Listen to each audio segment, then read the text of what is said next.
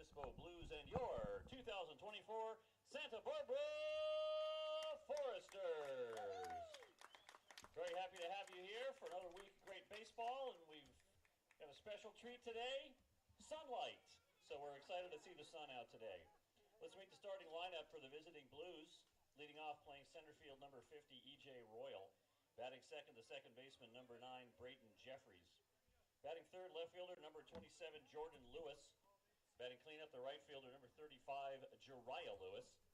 Batting fifth, Braden Mondow, the third baseman. Batting sixth, number 10, Brendan Comerford. Batting seventh, the catcher, number 15, Owen Estabrook. Batting eighth, designated hitter, Gio Blanchette. And batting ninth is shortstop, number 14, Sam Ardois. Starting pitcher today for the St. Louis Blues is Jackson Howell. And now let's meet the starting lineup for your Santa Barbara Foresters. Leading off, playing right field, number 11, Caden Peterson. Batting second, second baseman, number 3, Nolan Souza. Batting third, the shortstop, number 5, TJ Pompey. Batting fourth, designated hitter, number 18, Jack Holman. Batting eighth and playing third base, number 8, Daniel Patterson. Batting sixth, the center fielder, number 4, Drew Markle. Batting seventh, number 33, playing first base, Johnny Rodriguez. Batting eighth, the catcher, number 17, Ryan Taman. And batting ninth, in left field, number 1, D. Kennedy. Starting pitcher today for the Foresters is Cody Howard. And please welcome the manager of the Hall of Fame manager of the Foresters, Bill Pintard. As always, Foresters fans, young fans, if you're here today, please return all foul balls to our press box tent behind home plate, and we will exchange for you a Blenders in the Grass smoothie card. We appreciate you helping us get the foul balls back. If you're looking for some snacks to eat during the game, we have some right behind home plate here in our snack stand. That's where you'll also find all the great merchandise, hats, shirts, t-shirts, and all the stuff you need to do to represent your Foresters here in Santa Barbara. Also, I believe the taco truck is here. I think I can see it peeking behind the right field, the first base dugout. Behind the first base dugout, I think I see a large truck over there, but we'll confirm that. But once we confirm that for sure, El Camino Catering Taco Truck will be here to make sure you get something to eat. They have great food, great ballpark hot dogs, also terrific tacos. I personally recommend the quesadilla, my personal favorite. Thanks again to Richardson Hats. Richardson Hats is the official hat maker of the California Collegiate League, Richardson Hats. Throughout the game today, you're going to hear player sponsors listed with every Foresters batter. If you'd like to take part in the player sponsor program, we'll give you a prorated discount since we're a couple games into the season, and you'll get to hear your name many times during the game when our Foresters bat, and you'll know that you're going to help support the Foresters in the Hugs for Cubs. We do appreciate your support.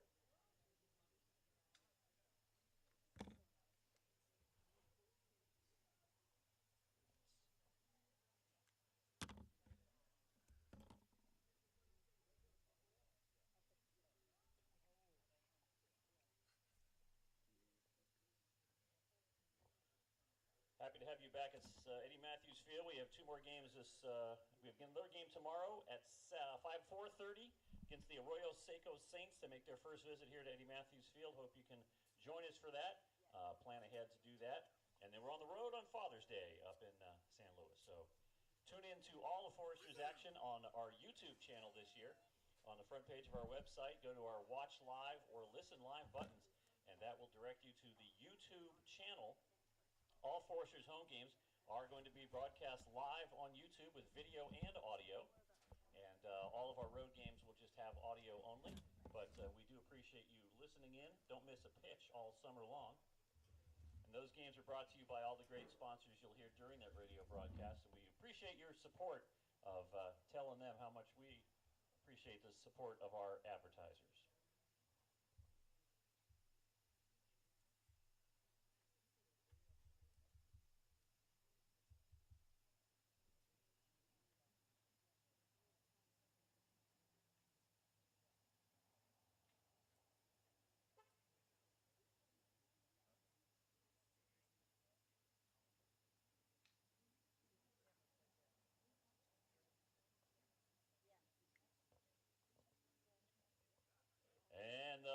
Santa Barbara Foresters take the field. Ladies and gentlemen, please rise, remove your caps, and join the Foresters and the Blues, our umpiring crew, all the Foresters staff and volunteers, in honoring America as we play our national anthem.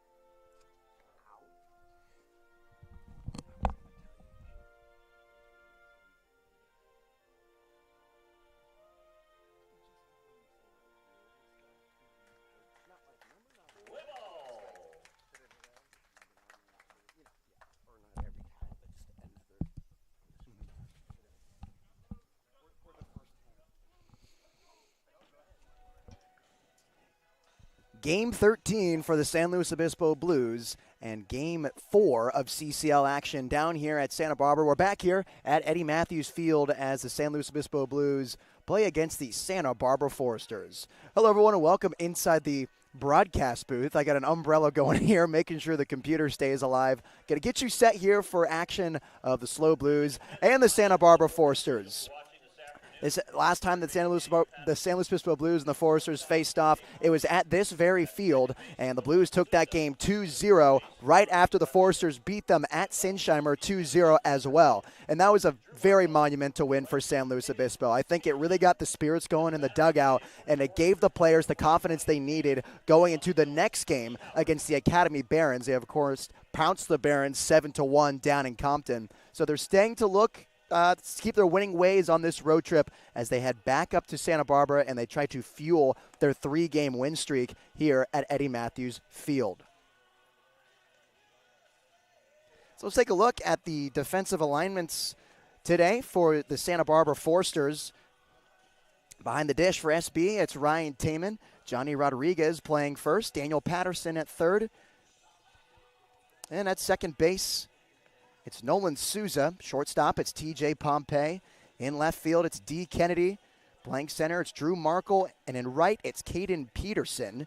Doing the DHing tonight for the Santa Barbara Foresters, it's Jack Holman. And on the mound for SB, it's Cody Howard, the right-handed pitcher from Texas, flamethrower, who topped out at 93 his senior year of high school before becoming a Baylor Bear. In his first season at Baylor, he didn't see any action, so he transferred over to UT Austin.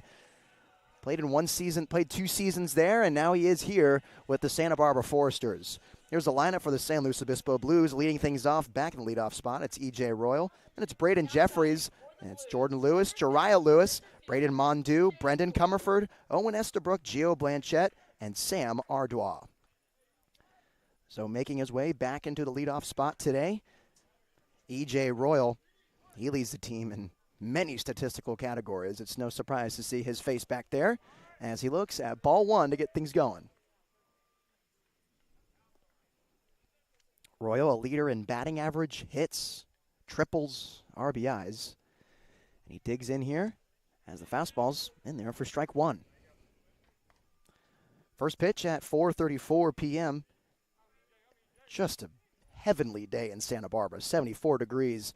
Sun is shining bright over the fans here at Eddie Matthews. 1-1's taken just inside for ball two.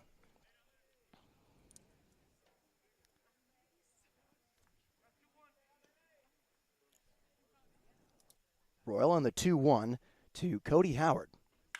Fastball chopped on the right side. It's going to get through for a base hit. E.J. Royal leads off the day with a single off the fastball from Cody Howard. So now it's Braden Jeffries, left-handed hitting hitter, committing to the University of Michigan next season, and a graduate of Hart High School down there in Lakewood, California. He steps up with a runner on first and E.J. Royal. That's exactly what the Blues want to do against this potent pitching staff of the Santa Barbara Foresters. And ironically, that's what their struggles were against the Caneo Oaks and their 7-4 loss against them down there in Thousand Oaks. So they're looking to correct that here, and already not off to a good start off the leadoff single from E.J. Royal.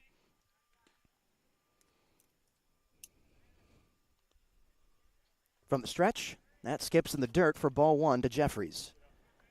Last game was Jeffries' debut against the Academy Barons. He went 2 for 5 and hit a 380-foot home run down the right field line. Thing was absolutely crushed.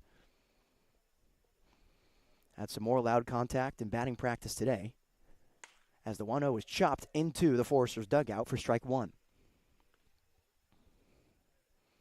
Jeffries with bleach blonde hair, which he got towards the end of his high school season. Excited to rock it up there in Ann Arbor. Left-handed hitting, second baseman. As a throw to first is in time. E.J. Royal gets picked off at first base. And there goes the leadoff base runner for the Blues. And I know it's early on in this game, but that's just a mistake that you can't have, especially when you're trying to get up on a team like this. It's been a low-scoring affair. The both times these two teams have played, 2-0 wins for both squads. So base runners and runs are coming at a premium as this one's squibbed on the left side. Here's the play from Patterson over to first, and he barely retires Jeffries for out number 2. For the Blues, number 27, left fielder Jordan Lewis. Jordan Lewis now, after spending last week back up in Santa Clara taking his finals. Asked him how they went. He said they went well. Passed all of them with flying colors. And now he steps up here as the 3-hole hitter for the SLO Blues. Wider stance than we're typically used to seeing from Lewis. That left foot almost touching the front chalk in the right-handed batter's box. And he takes the fastball outside, 1 ball and 2 strikes to Jordan Lewis. Waiting on deck, Jariah Lewis, the left-handed hitting outfielder from San Jose, with 2 gone and no one on. From the windup, fastball missing downstairs, 2 balls and no strikes to Jordan Lewis. J. Lou on the season so far is 4 for 8 with a triple and 3 walks. Another fastball in there for strike 1. 92 miles an hour, clipping the outside edge of the zone. 2 balls, 1 strike to Jordan Lewis. Here it comes. Missing upstairs on that breaking pitch. Now in 3-1 to the Bronco outfielder.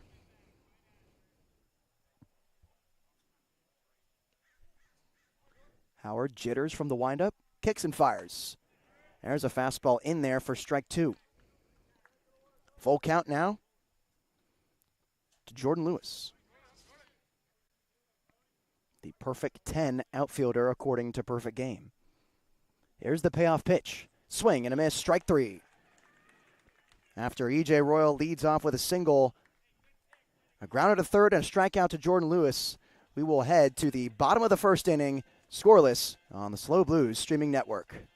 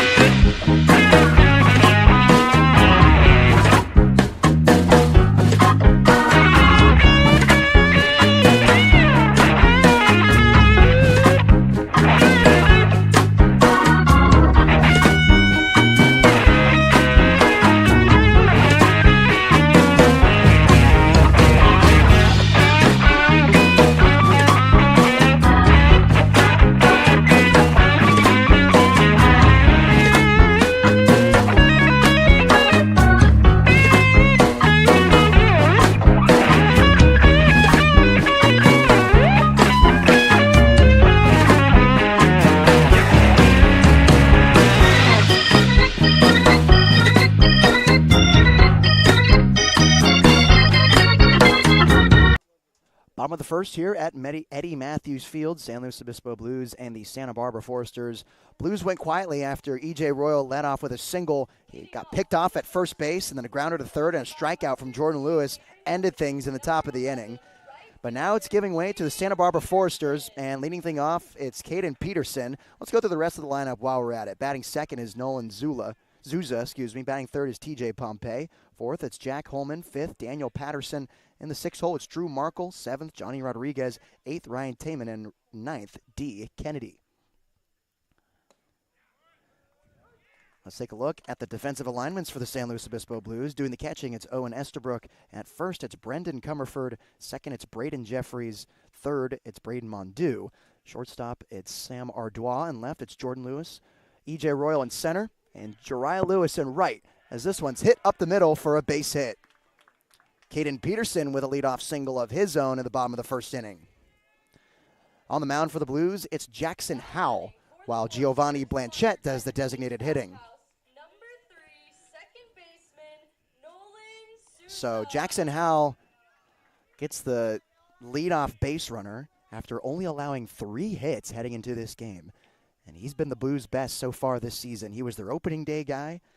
And since going on opening day, this is his third start. He's pitched in 8 innings going into this game, allowing 3 hits, 1 run, 9 strikeouts. And get a load of this, folks. A 1.12 ERA with a .875 whip. Is that good?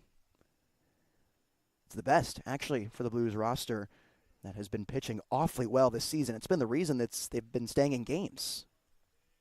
Fastball's missing outside. 1 ball and 1 strike to the 2-hitter, Nolan Zuza.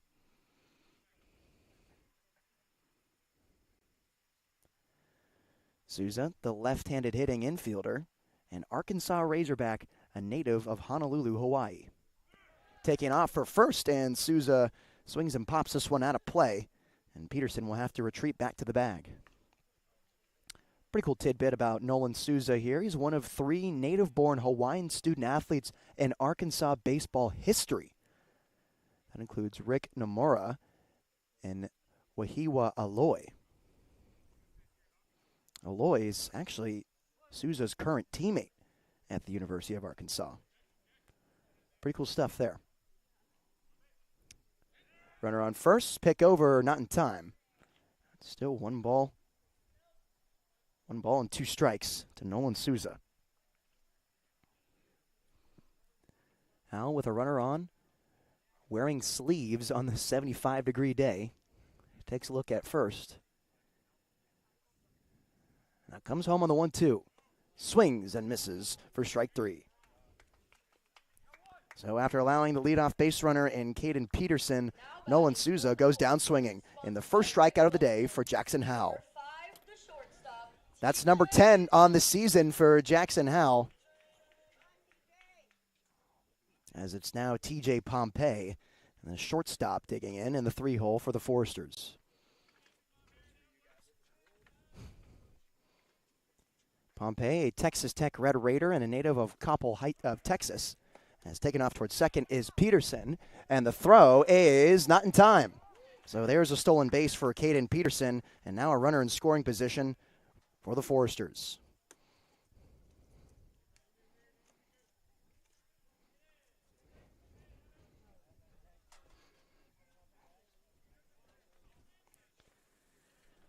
Pompey still up. 1 ball and no strikes here. 3-hitter. Swings and hits this one into the Blues on deck circle. 1 ball and 1 strike to Pompey. Runner at second after Caden Peterson just swiped the bag. Pompey's season as a Red Raider last year, his true freshman season, 53 hits and 190 at-bats, 10 home runs. That's beefing up his .516 slugging as he looks at that off-speed in the dirt. 2 balls and 1 strike.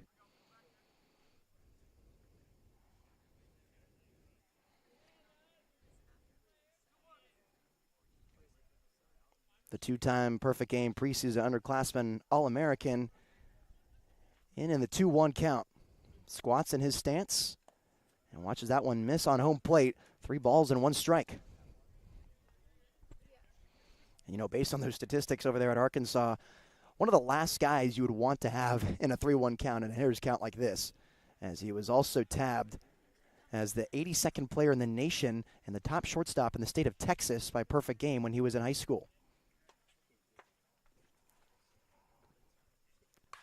He swings and hits this one hard on the left side. It gets over the head of Ardois, and the third base coach will hold up Caden Peterson at third as the throw comes home. And there's a single from TJ Pompey. Sponsored by Pacific Press. Number 18, the DH, Jack Holman. So now runners at the corners for Jack Holman, one of the 3 left-handed batters in this lineup, batting fourth and doing the DHing. Holman, would you believe it, another left-handed hitting catcher, although he's DHing tonight, he's primarily a catcher. That's the 6th we've seen this season. Unbelievable odds right there.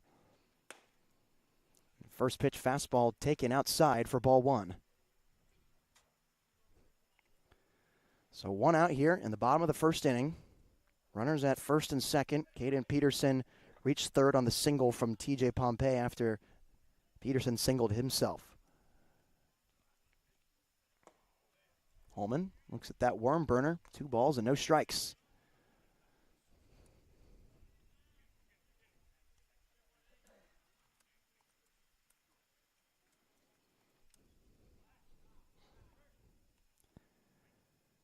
Two balls, no strikes, 1 gone here. Runners at first and third for Jackson Howell. Here he comes. This one's chopped on the right side. Comerford's got it. He goes over to second. Coming off the bag is Jeffries, and the run will score for the Foresters. Caden Peterson scores on the fielder's choice, and TJ Pompey gets the second base safely on the fielder's choice from Brendan Comerford. And this inning not going to plan how the Blues wanted it to, as there's now runners on first and second and just 1 away here as the Santa Barbara Foresters strike first.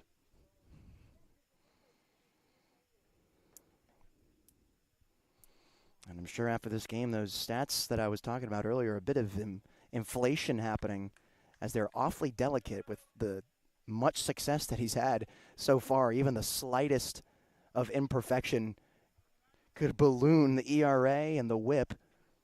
All it takes is a run and 2 hits in 1 inning. And as the umpires are coming together, I believe, to discuss whether Jeffries kept his foot on the bag or not.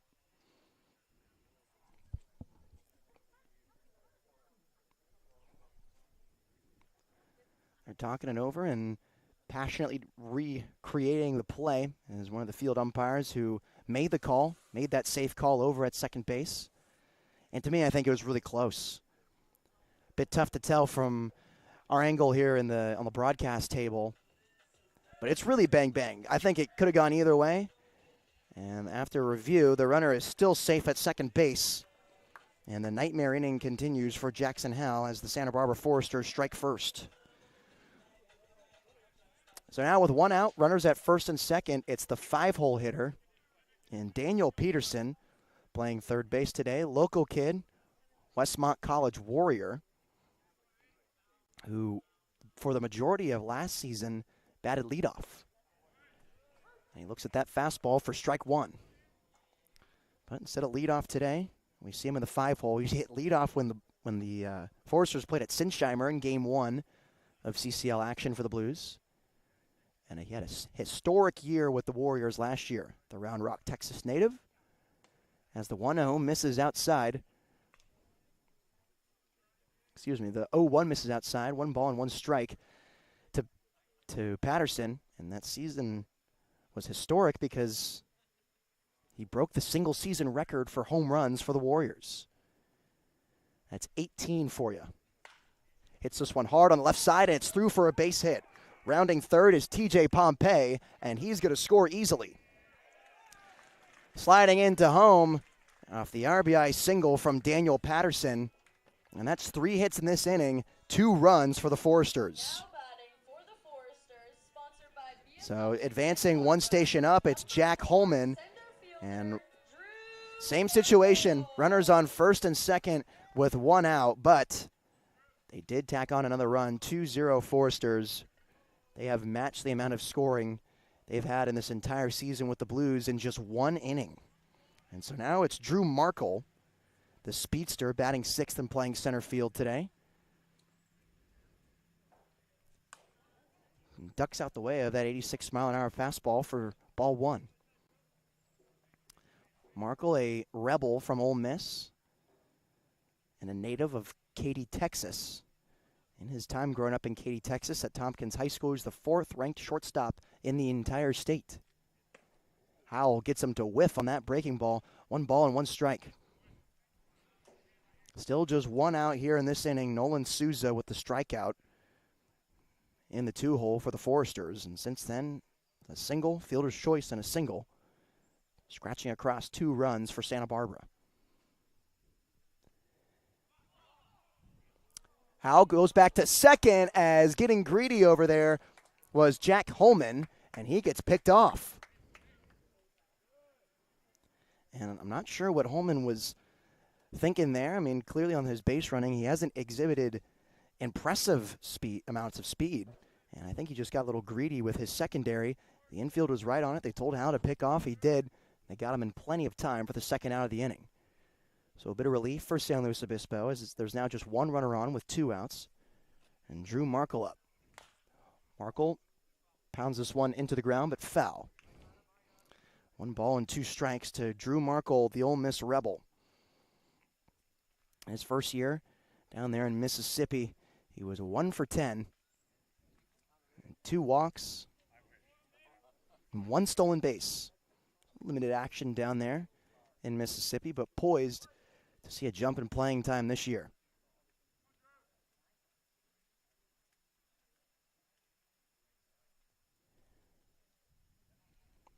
Howell comes set, now comes home. Taking off towards second is Patterson. Here's the throw down, offline, and the tag is not in time. There's a stolen bag from Daniel Patterson. Now another runner in scoring position for Santa Barbara. 2 balls and 2 strikes, 2 gone here. Runner at second base, and 2-0 lead for Santa Barbara here in the bottom of the first inning. Off speed, taken outside, 3 balls, 2 strikes to Drew Markle, who's rocking the bright cherry Evo Shield elbow guard, or I should say Nike elbow guard.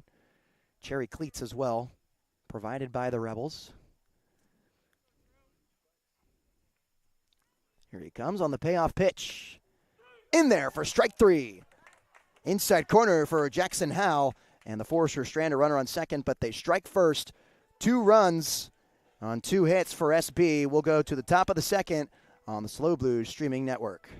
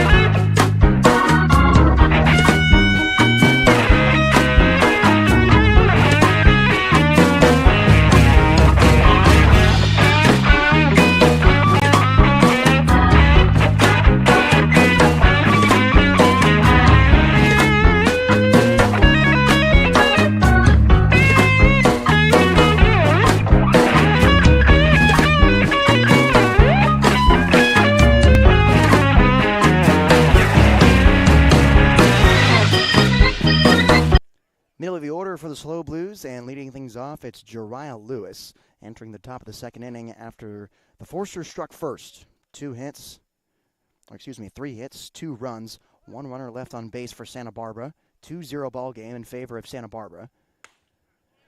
And Lewis, the first guy to cut into this lead, takes a look at strike one. Fastball in there at 92 miles per hour from Cody Howard, a flamethrower from Texas. Another fastball pounced on the right side. Souza's got it. Throw over to first in time to retire Jariah Lewis for the first out of the inning. So a grounder to second and one away for the SLO Blues as now Braden Mondew, the 5-hole hitter in his 10th start, steps up for San Luis Obispo. In second place for starts for the Blues this year, and it makes perfect sense.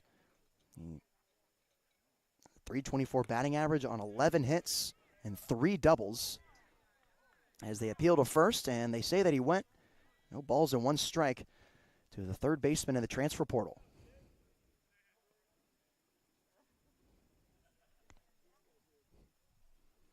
Mondew on the 0-1, huge cut at the off-speed.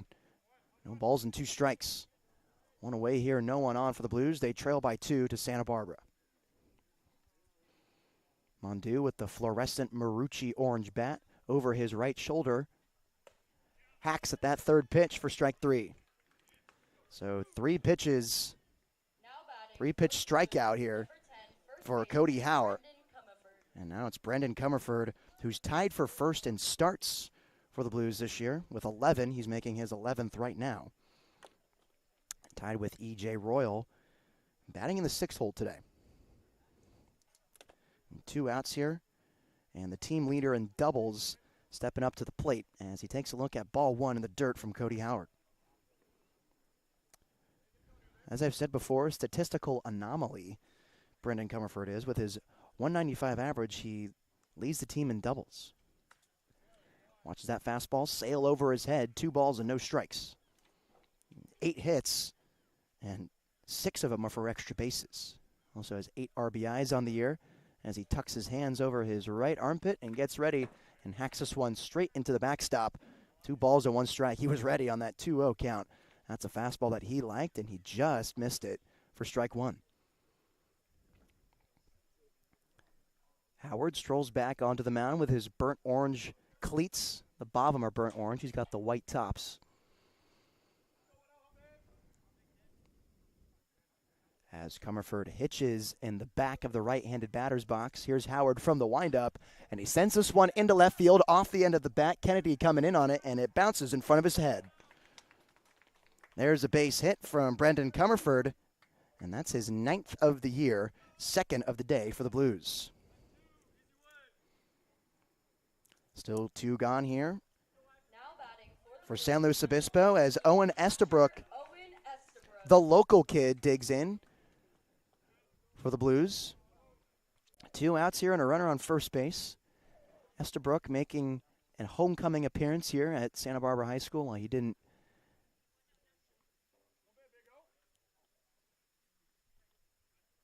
Estabrook, huge hack at that 93-mile-an-hour fastball for strike 1. Entering his sophomore season all the way across the country at Columbia University. And a .259 batting average and 21 hits, 81 at-bats, 2 home runs, and 6 doubles. Fastball missing upstairs, 1 ball and 1 strike to Estabrook.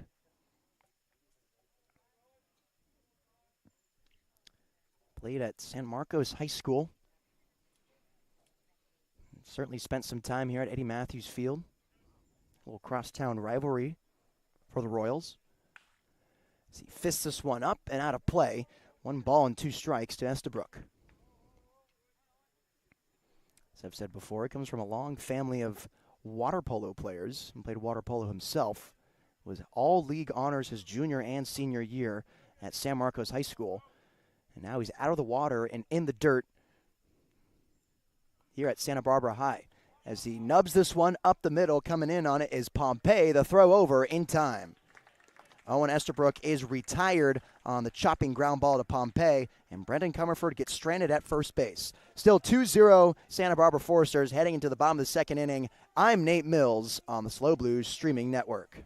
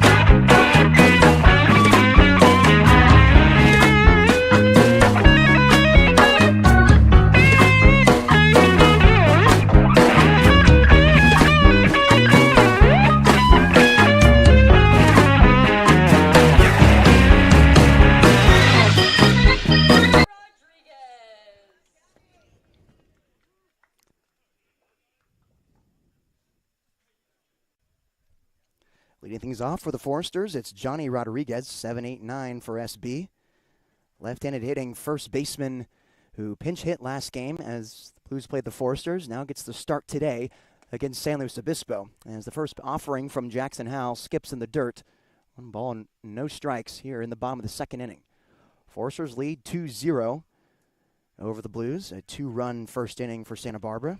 Caden Peterson, TJ Pompey, and Daniel Patterson all with base hits. And 2 of those hitters came around to score. As this one's bounced up the middle and it's through for a base hit. Another leadoff single for the Santa Barbara Foresters, and there's 1 runner aboard with no one gone in the second inning. Sponsored by Rick Wilson, number 17, the catcher, Ryan Taman. So now it's Ryan Taman, the former San Luis Obispo Blue. Saw limited action with SLO when he played last season, only having 11 at-bats out there at Sinsheimer. And now he is down here for Santa Barbara for the summer. Big lead over there at first for Rodriguez as Howell comes home. And the fastball's hit hard, but right to Jeffries at first. He goes back in time to retire Johnny Rodriguez. Taman lines out to Jeffries at second.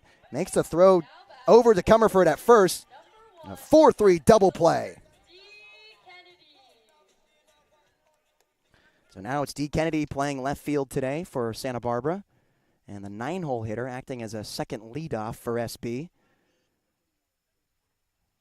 A Texas Longhorn entering his sophomore season and a Fort Worth native. Bender taken just inside, 1 ball and no strikes to Kennedy. It's 134 at-bats his first season down at UT Austin. 4 home runs, a triple, and 5 doubles.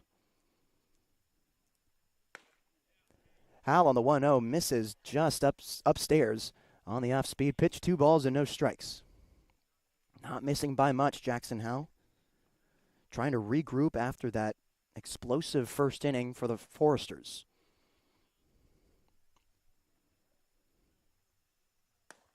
Fastball, this one misses way upstairs. 3 straight balls from Jackson Howell to D. Kennedy.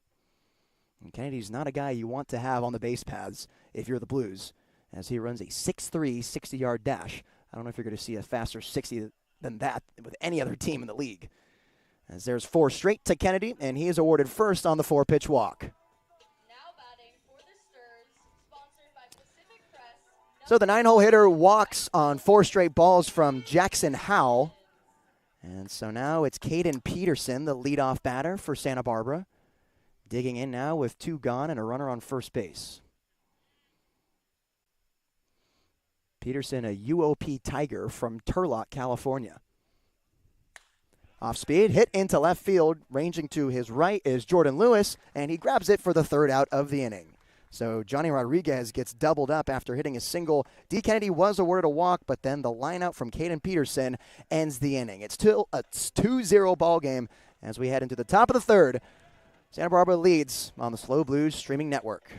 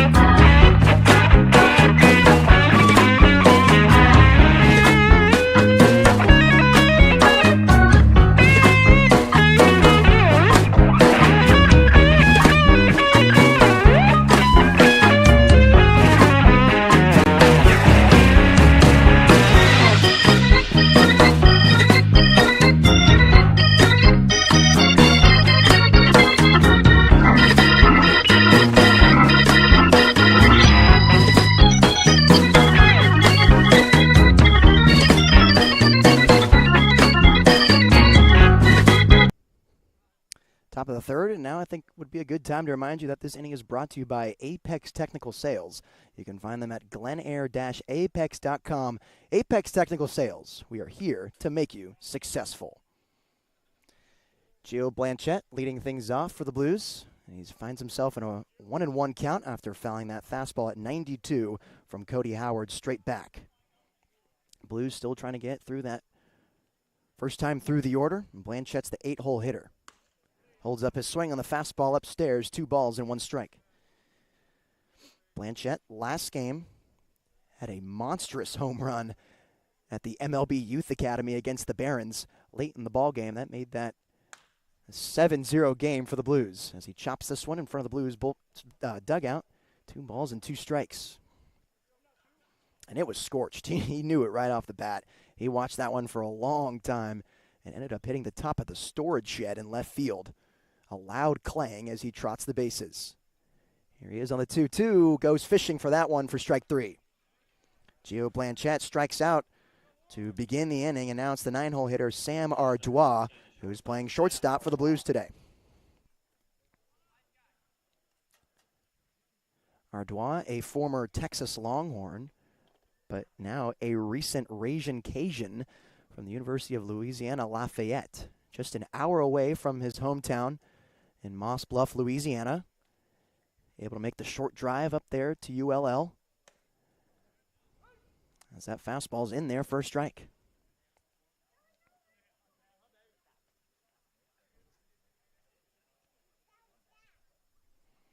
Ardois on the 0-1.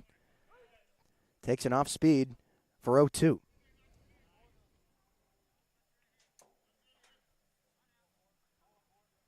No balls and 2 strikes to the Louisiana native here against Cody Howard, his former teammate. Fouls this one straight back and does it again. No balls and 2 strikes.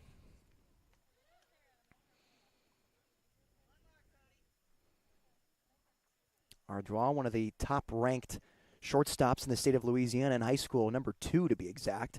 This is according to Perfect Game. And the 0-2, fastball in there for strike 3. Clips the bottom corner to Sam Ardois. That's back-to-back Ks for Cody Howard here in the 3rd inning. Back to the top of the order for the Blues, the center fielder, number 50, E.J. Royal. So now they've gone through everyone in the Blues lineup, and now it's the leadoff batter and E.J. Royal, the Utah Tech Trailblazer, stepping up for his 2nd time today. Started the game off with a base hit, but eventually picked off at first. This one skips in the dirt, 1 ball and no strikes to Royal. 2 outs after the 2 Ks to Blanchette and Ardois. And Royal, who leads the team in batting average heading into this game, getting an opportunity with 2 outs. Another worm burner. 2 balls and no strikes to EJ. Local kid from Arroyo Grande, a graduate of Arroyo Grande High School, and a former Cuesta Cougar, where he was first-team All-Western State Conference and won the Gold Glove Award. There's a 93-mile-an-hour fastball for strike 1 to E.J. Royal. And if there were to be a spark plug on the team, you could dub Royal as that guy. As he checks a swing on the 2-1, but it's called a strike.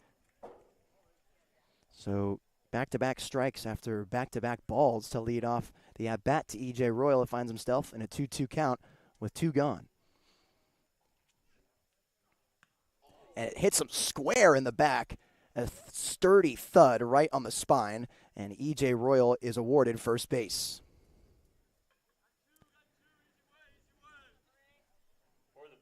And not a bad guy to have over there at first. He's got some speed over there with his 9 stolen bags. That's 2nd on the team behind Jake Hicksonbaugh. So he wants to make something happen here on the bases with 2 gone, trying to keep a rally going for San Luis Obispo. So the 2nd time that Royal reaches base safely, and now it's Braden Jeffries who grounded out to 3rd last time he was up. From the stretch now, here's Howard, and Jeffries spoils that one off. No balls and 1 strike. Big secondary over there by E.J. Royal, who swings his left arm around to try to remedy the back pain he just got from the hit by pitch. Jeffries kicks up the dust, and the Michigan Wolverine twitches in the left-handed batter's box. Fastball missing downstairs, 1 ball and 1 strike to Jeffries. Last game, he made his Blues debut, and he made his name known as he's back in the 2-hole again today against the Forsters. A 2-for-5 day with a 380-foot home run. Here's the 1-1, and the throw to first is not in time to get E.J. Royal. Royal's starting to shorten up his lead a bit over there, but he's making up for it with that huge secondary.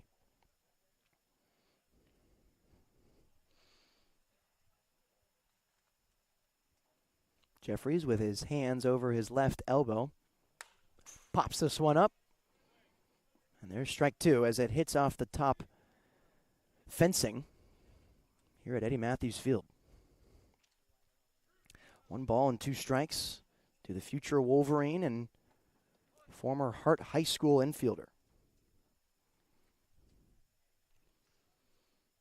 Here's the 1-2. Pops it up again, and foul will do it again.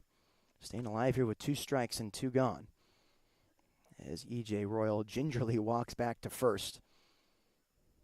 Jeffries does a few practice swings and sighs as he digs into the batter's box.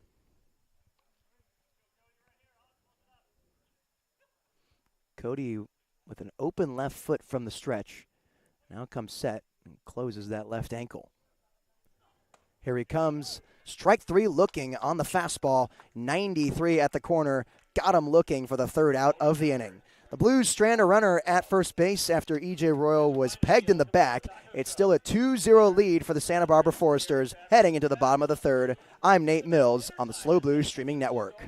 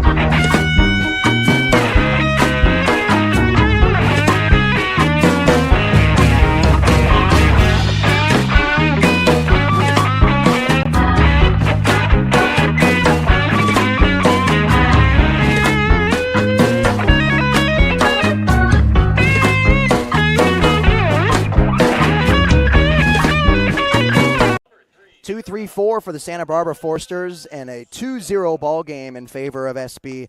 It's Nolan Souza leading things off, a left-handed second baseman from Arkansas who struck out swinging his last time up.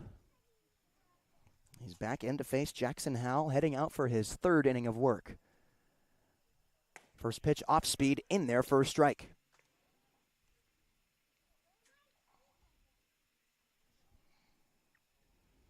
Souza, a native of Honolulu, Hawaii, who plays for the Razorbacks at Arkansas, was ranked as the number 56 overall prospect and 19th shortstop in the class of 23. As he whiffs at the changeup in the dirt, no balls and 2 strikes to Nolan Souza. And he was also rated as the number 1 overall prospect and number 1 shortstop in Hawaii by Perfect Game. That earned him a trip out to Fayetteville. On the 0-2. Hits this one off the hands on the right side. Jeffries has got it throw to first in time to get Nolan Souza for the 2nd time today.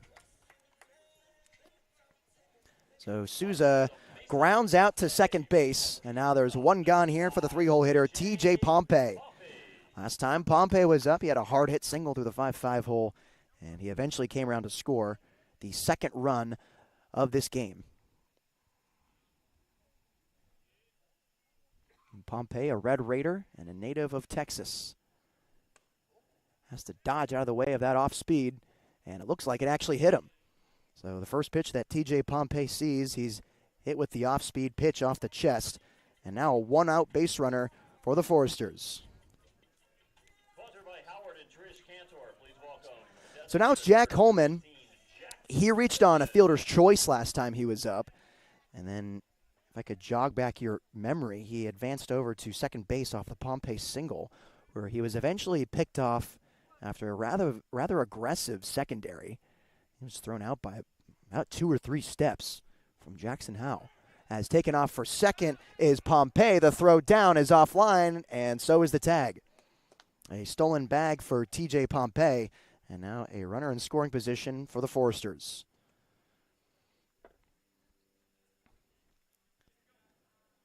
Pompey had 12 stolen bases this past season at Texas Tech, and he gets one here against the Blues in summer ball. 1-0 to Holman is chopped right at home plate. 1 ball and 1 strike to the left-handed hitting catcher from UCLA. I've talked about it before, but left-handed hitting catcher is just not something you see all that often. And this season, we've already seen about 6 or 7. It's like I've said, if I had a dime for every time I saw a left-handed hitting catcher, it'd have 60 cents, which isn't a lot, but it also is. 1-1 to Holman as Howman takes a look at second, and out comes home. Off speed, checks his swing. Did he go? No, he did not. 2 balls and 1 strike to Holman. The DH batting fourth for the Foresters. Runner on second, 1 out, and a 2-1 count. Howe, size, now comes home. Fastball missing outside, 3-1 to Jack Holman.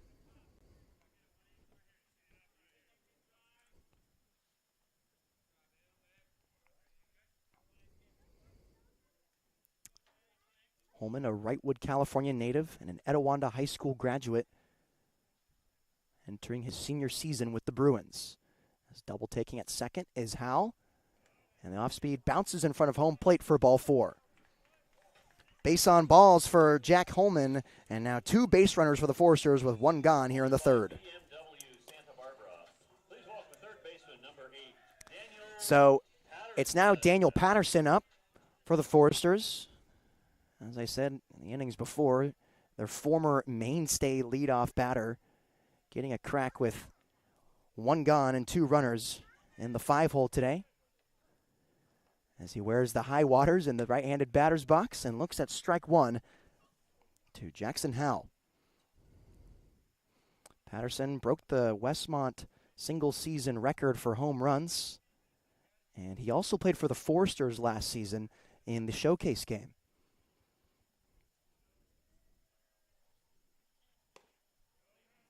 Fastball just missing outside, 1 ball and 1 strike to Daniel Patterson, who's playing third base today.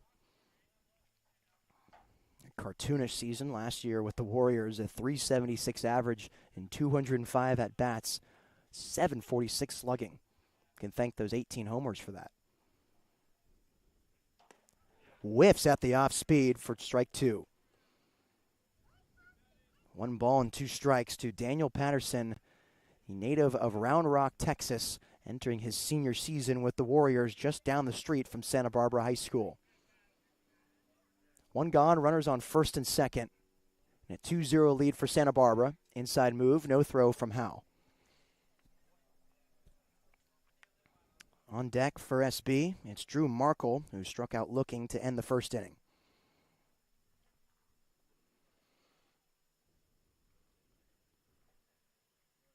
From the chest, here's Howe. Off-speed, fisted to Comerford. He gets it on the fly and taps first for the unassisted double play. And the Foresters strand 2 runners on as it's still 2-0 SB. We'll head back into the top of the 4th inning on the SLO Blues streaming network.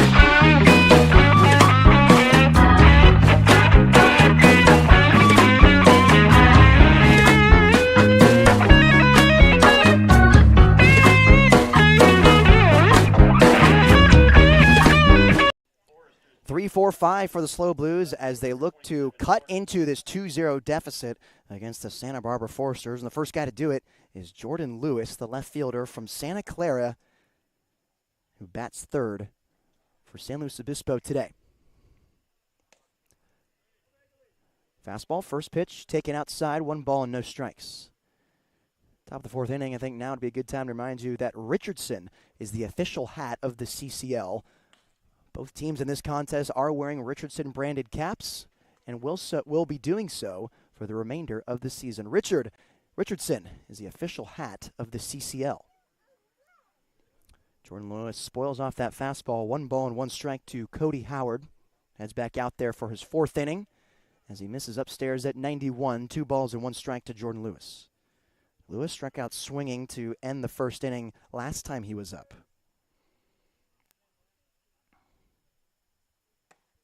Holds up his swing on the fastball that clips the inside corner, 2 balls and 2 strikes. So this inning, it's Jordan Lewis, Jariah Lewis, then Braden Mondew due up for the Blues. Widening his stance and choking up on his bat is Jordan, and he swings and misses for strike 3.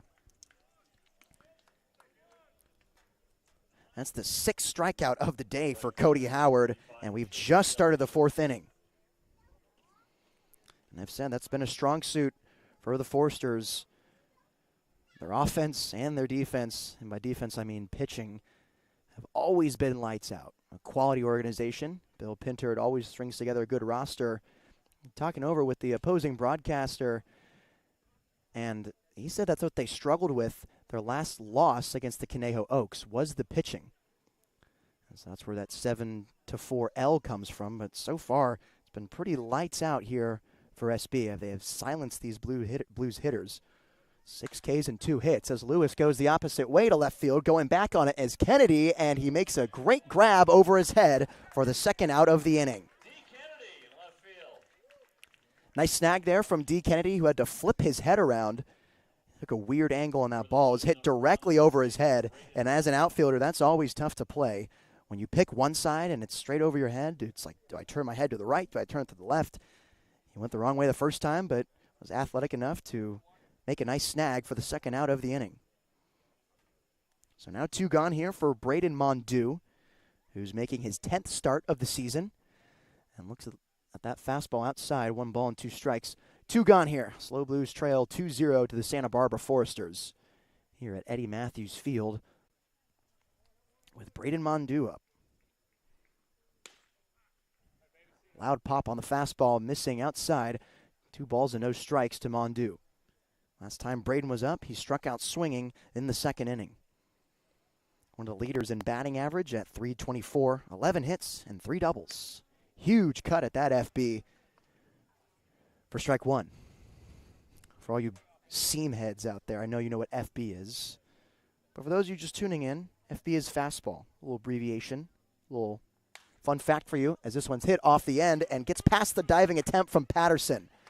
Mondew rounds first base, and there's a 2-out knock for the SLO Blues.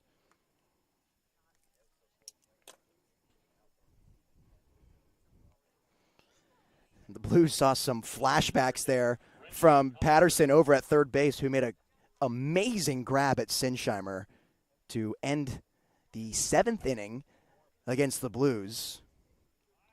But it just missed his glove, and I mean centimeters off his glove into left field. As Comerford looks at that fastball over his head, 1 ball and no strikes. Comerford, last time he was up, the 2nd single he's had this year. 9th hit back in the 2nd inning, where he was eventually stranded at first base. Medium lead for Mondew at first as Comerford chops this one down the third base line, and it's foul. The throw goes over the head of Rodriguez as the Blues dugout beg for review on that call, as that certainly would have started a snowball fight in the infield. But it's foul, and it's a 1-1 count to Brendan Comerford, who's coming off a great season at Ohlone College after transferring there, spending 1 fall at St. Mary's. He left due to a coaching change, the departure of Greg Moore. Howard looks at second. Now comes from the belt. Fastball by Comerford. 1 ball and 2 strikes.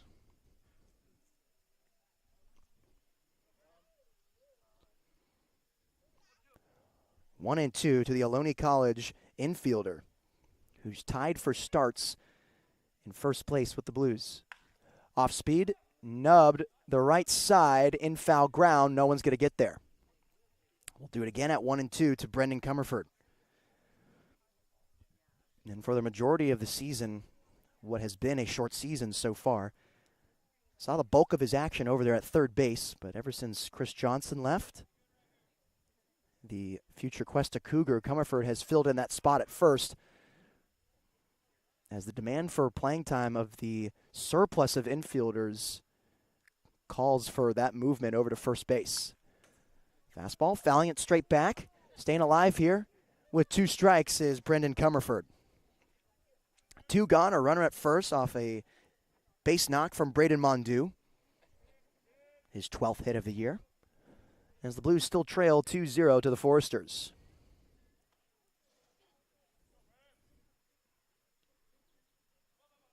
Throw to first. Mondew gets back standing up, not in time.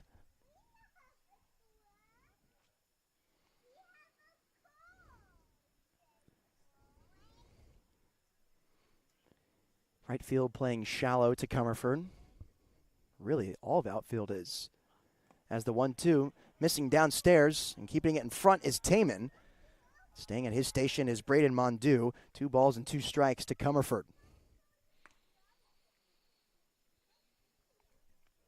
Cody Howard takes his time back towards the mound as Comerford awaits him in the on-deck circle. Look over to first as Mondew dangles his arms on the leadoff. 2-2. Pops straight up and onto the street. Comerford doing a great job in this at-bat, making Howard work. Bring that back for a blender's card, please. And what has been a 7-pitch at-bat so far, 8 coming up right now. A quality at-bat from Comerford regardless of the outcome.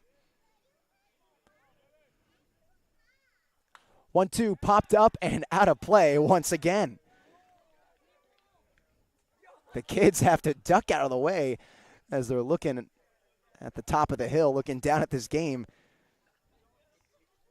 Watch your lips from Comerford. Pitch number 9 to the Ohlone infielder with 2 gone and a runner at first. Here it comes. Fouling it away. And Brendan Comerford is not going down without a fight. Quickly steps back in the box, getting ready to work, hoping it can pay off here on the 1-2. Cody Howard on pitch number 10 to Comerford. Fastball taken for strike 3. So Cody Howard wins the battle, and Brendan Comerford sits down for his first strikeout of the day. Mondew is stranded at first base after a two-out knock. Blues still looking for their first run as it's still 2-0 heading into the bottom of the 4th inning. I'm Nate Mills on the SLO Blues streaming network.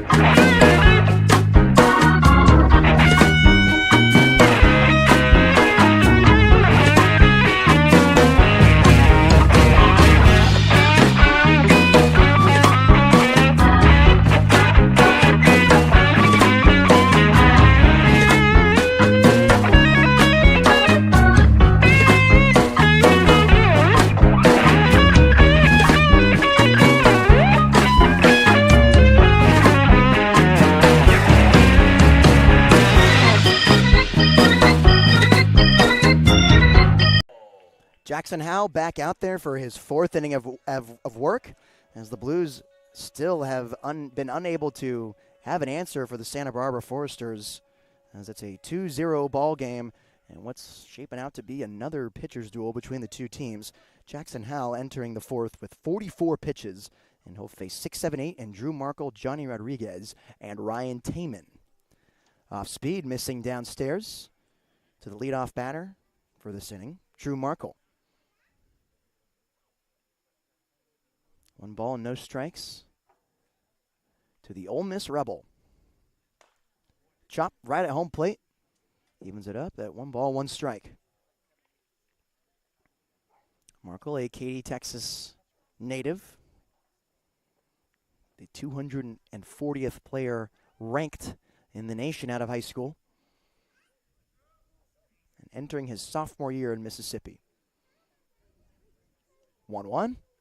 Huge cut at the off speed. 1 ball and 2 strikes.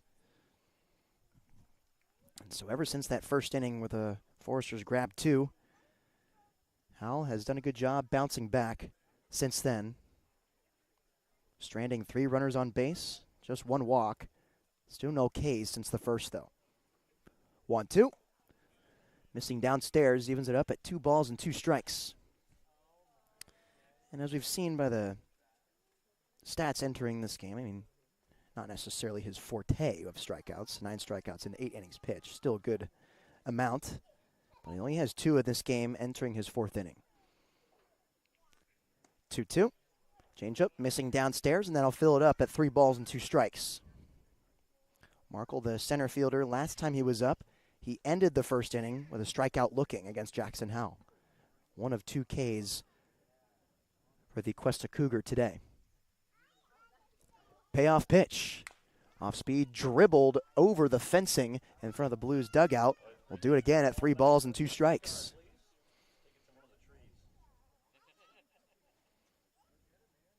Foresters wearing their royal blue tops and their pinstripe pants.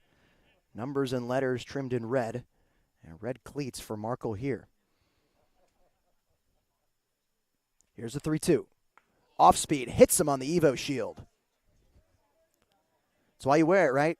Got off the grip from Jackson Howell, and there's a leadoff base runner, a free one for the Foresters. Sponsored by Mission Linen. Please welcome the first So now it's Johnny Rodriguez, left-handed hitting first baseman from Long Beach State, who hit the 4th Foresters hit of the day in the 2nd inning. He was eventually left at first base. Now he digs in for the 2nd time today. Rocking the all-black swag, the Evo shield on the foot, the batting gloves, the arm sleeve, the helmet. As the throw to first is almost offline, Comerford has to get his balance as he goes back to first, and slowly getting up is Markle. Howell tosses the rosin bag, now gets back on the rubber. Open stance for Johnny Rodriguez with his bat resting on his left shoulder. As Howell twirls the ball in his right hand, then comes set with a runner on first. No one out. Throw over to first is not in time, although a hitchy move back to the bag is Drew Markle. Rodriguez entering his sophomore season with the Dirtbags as a native of Fullerton, California, and a graduate of Servite High School. 64 at-bats in his first season, 14 hits. That's good for a .219 average. Accompanied that with 7 RBIs. Is taken off for second is Markle. The throw down in time. A delayed call from the field umpire as Ardois fell on top of Markle, and he's having some difficulty standing up.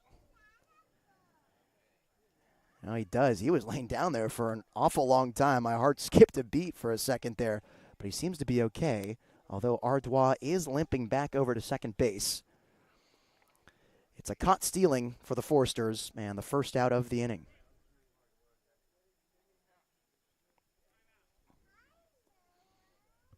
So now Bill Pintard heads back out there to talk to the field umpire, perhaps an interference call. Taking his time getting there behind the mound as the Slow Blues defenders pace in their place. Man, talk about The viral video, Scott Sterling getting hit in the face with the soccer ball repeatedly. That's just what happened there with Drew Markle. Gets hit in the elbow in his at-bat, goes to first. Brendan Comerford falls on top of him on the pickoff move, tries to steal the bag, and then Ardois falls on top of him for the third piece of contact in a row for Markle. It's time we start a dialogue. Baseball is a contact sport.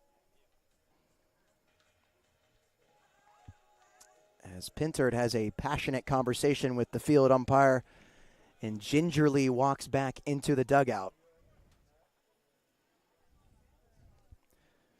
Rodriguez still up,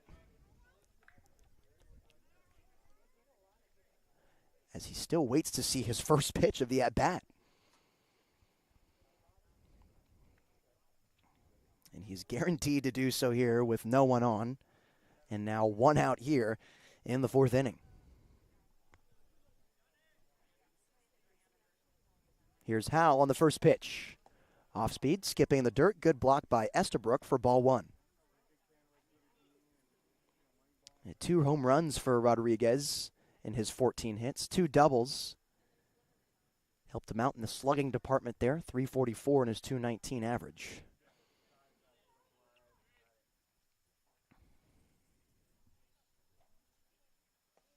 Howell misses downstairs again on the 1-0 off speed. 2 balls and no strikes to Johnny Rodriguez. The issue for Rodriguez this season, though, was the strikeout. 24 Ks in those 64 at-bats. Wanted to straighten out that next year at Blair Diamond. There's a fastball, but it just misses outside. 3 straight balls to Johnny Rodriguez, who came into pinch hit last game for the Foresters. Deep sigh as he 2 steps into the box. 3 balls and no strikes from Jackson Howell. Here he comes. Fastball missing upstairs for ball 4. So a 4-pitch walk to Johnny Rodriguez after he had to be very patient off 2 pickoff moves to Drew Markle and then a throw down to second base. But it pays off for him with the base on balls with 1 out here in the 4th inning. So now it's Ryan Taman up for the Foresters. Last time he was up, he grounded to second. Jeffries over to Comerford.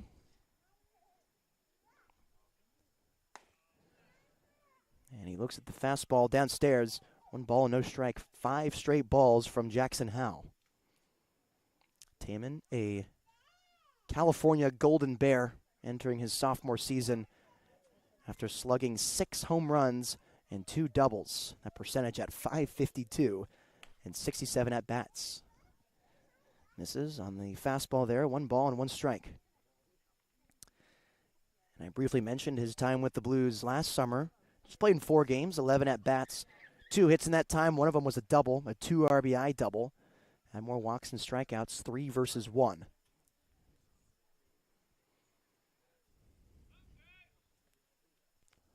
One and 1 to Ryan Taman. Here it comes. Off speed, hit right in front of home plate. Coming in on the run is Mondu. Throw to first is in time to get Ryan Taman. But advancing up to second base is Johnny Rodriguez on the infield single, Mondu to Comerford. Sorry, the infield ground ball. He did not reach base safely as Mondu retired him. And there's 2 away for D. Kennedy, who had the start at shortstop the past 2 games for the Foresters, but today is playing left field for Santa Barbara.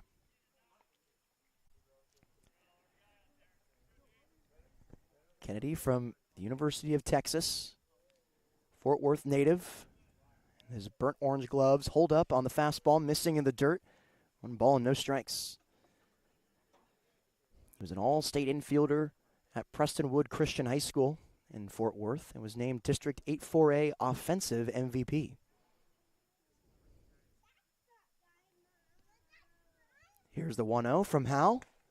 And he takes a cut at that fastball up in the zone. 1 ball and 1 strike. And Kennedy gave Howell a pitch there. I don't think Jackson was going for that spot. But it looked tasty to the right-handed hitter, and he went after it and whiffed it for strike 1.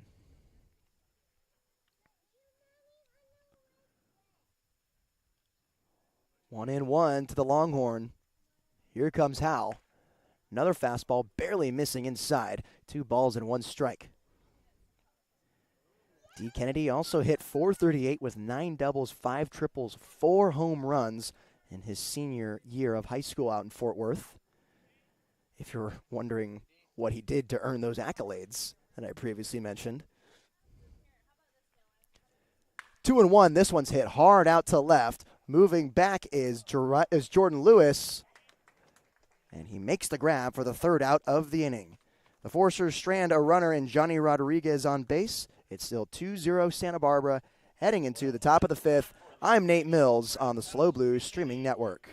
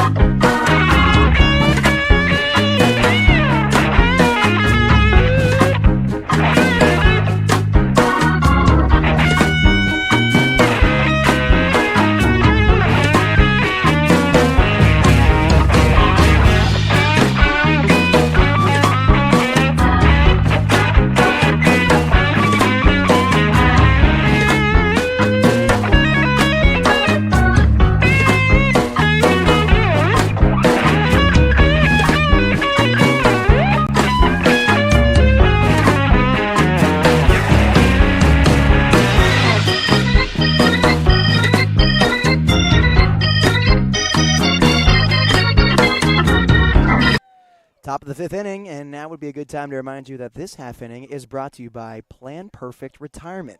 Be sure to contact Sherry Tollerman at planperfectretirement.com. Plan Perfect, corporate retirement plan specialists. Leading off for the Blues here, it's Owen Estabrook, the hometown kid, who takes a look at ball 1 to begin action here in the 5th. Last time Owen was up and grounded out to short to end the 2nd inning. Heading into this game, he was 2 for 9 with 3 RBIs. He takes a huge hack at that fastball for strike 1. Like I said, Estabrook, a native of Santa Barbara, but he didn't go to Santa Barbara High School where we're at right now. He's a San Marcos Royal. Crosstown rival takes a look at strike 2. Off speed, clipping the inside corner from Cody Howard, who heads back out there for his 5th inning.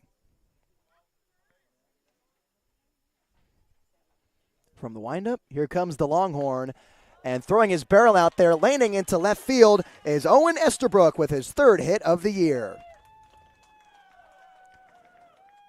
Little excuse me swing from the Columbia Lion, and he gets on first with the leadoff single.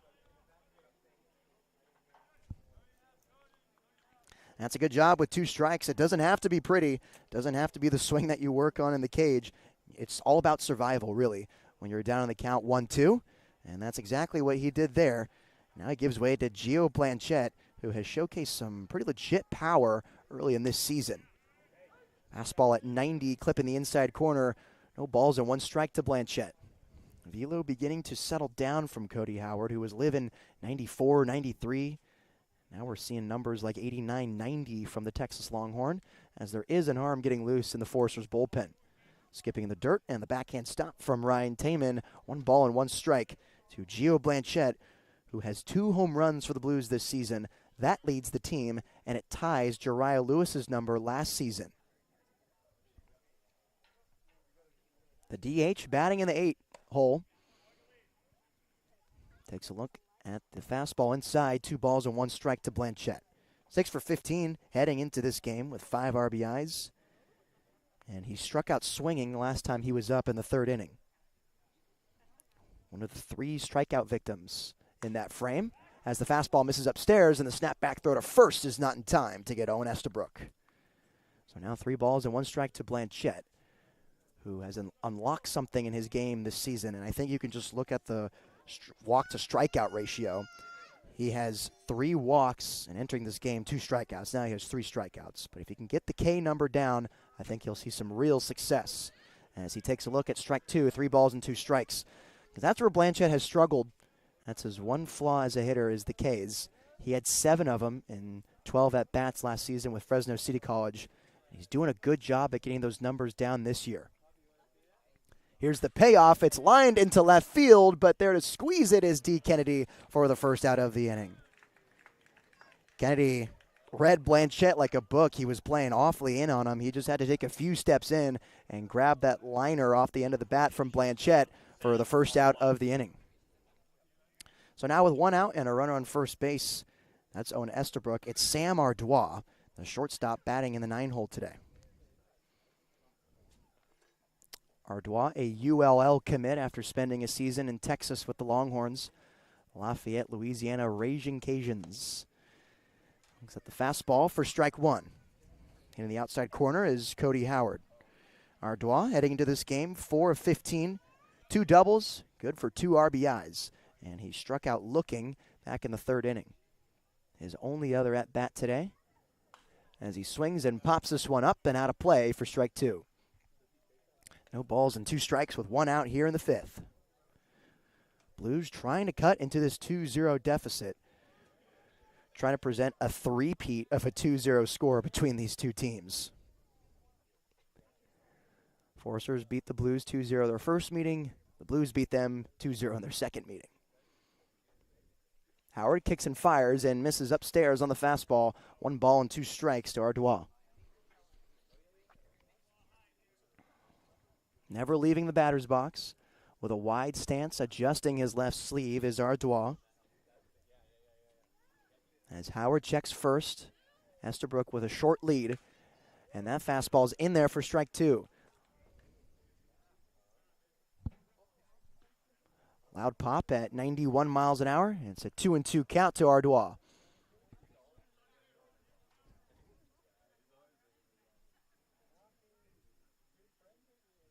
Here's Sam on the 2-2, holds up on his swing, and that will fill it up. 3 balls and 2 strikes to the shortstop, rocking number 14 in the blue and navy away uniforms for San Luis Obispo. Got the old-timey scripture on the back, the SLO on the left pec, and the gold trim on the numbers and the sleeves.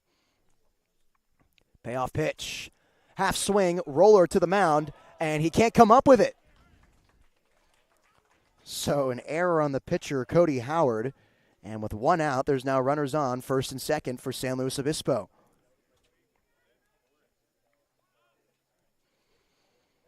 He got it done there in a 3-2 count. Just talked about how it doesn't have to be pretty, folks. And we just saw that in action with the half swing from Sam Ardois. Maybe in his journal back in the dugout, he won't put it down as a hard hit ball or anything like that, or a good swing. But as a team perspective, it's a base runner that keeps this inning alive here. And the go-ahead run stepping up to the plate in E.J. Royal, who has been arguably the best hitter for San Luis Obispo this year, as he's tied for first in starts with 11, making his 11th today. But the more important statistics, leading in average hits, triples, RBIs. As the first pitch, fastball's in there for a strike.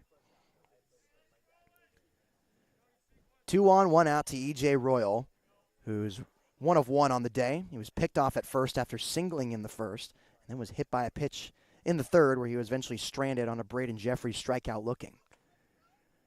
Off speed, in there for strike 2. I would assume Royal was sitting another fastball there after Howard delivered him a 92-mile-an-hour one on the first pitch. Royal jitters in his stance and gets ready on the 0-2 as he flares this one up and out of play. We'll do it again at no balls and 2 strikes. Paces around the batter's circle. As Braden Jeffries waits on deck, Jordan Lewis follows him in the hole. Windmilling the bat around as he awaits Cody Howard's 0-2 offering. Long look over at second, now comes home, holds up the swing, but the pitch is too low. 1 ball and 2 strikes. And Taman held that off speed in there for quite a while, wanted to buy that call. And it was a pretty close pitch, I'll have to admit. Maybe a little too close to take with 2 strikes. But Royal gets the call. He gets another opportunity at 1-2.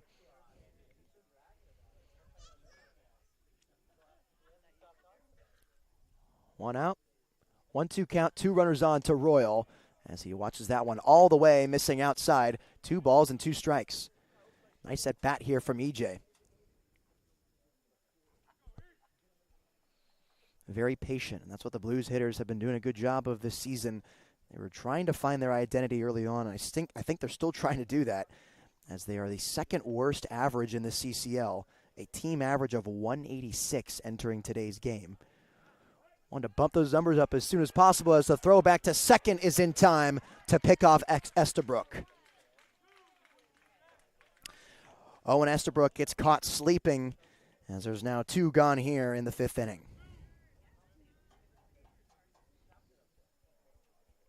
So now it's the tying run up at the plate and EJ Royal, and he's only got 1 runner on at first base. 2 gone and a 2-2 count to the Trailblazer. Now a bigger lead from Ardois at first. That fastball just missing upstairs. Fills it up at 3 balls and 2 strikes.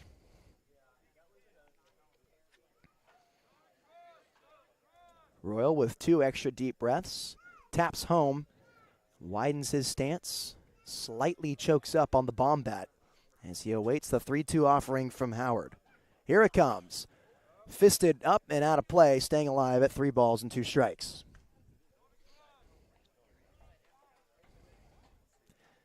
Outfield playing shallow to the Blues as they've been doing so this entire game, as they're up 2-0 over San Luis Obispo. Throw to first, not in time to get Ardois, but a nice slap tag from Rodriguez over there.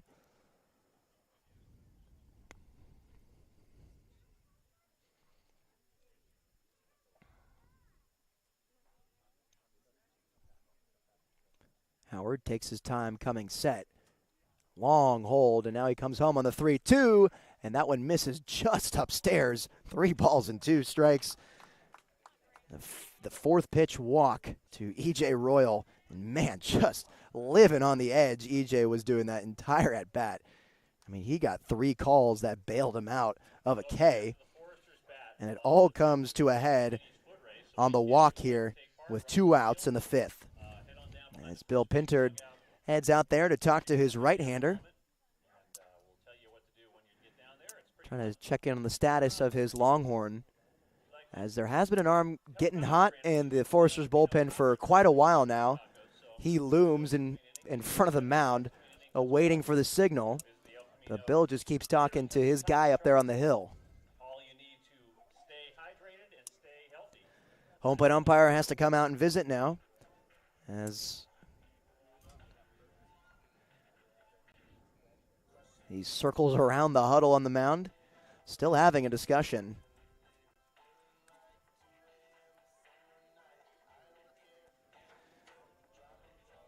As I think now would be a good time to remind you to come out to our game on Wednesday evening, a 6 p.m. start against the Sonoma Stompers. It will be luau night. Make sure you show out in all your Hawaiian garb for discounted tickets at Sinsheimer Stadium. That's 6 p.m. on Wednesday night, June 19th. It's luau night, folks. See you there. Stay tuned. So the visit comes to an end, and Cody Howard will stay out there. The right-hander getting loose. We'll have to wait a little longer, as it's now Cody Jeffries, who's 0 for 2 on the day, as he looks at ball 1 from Cody Howard. Jeffries a grounder to third, and a strikeout looking to end the 3rd inning.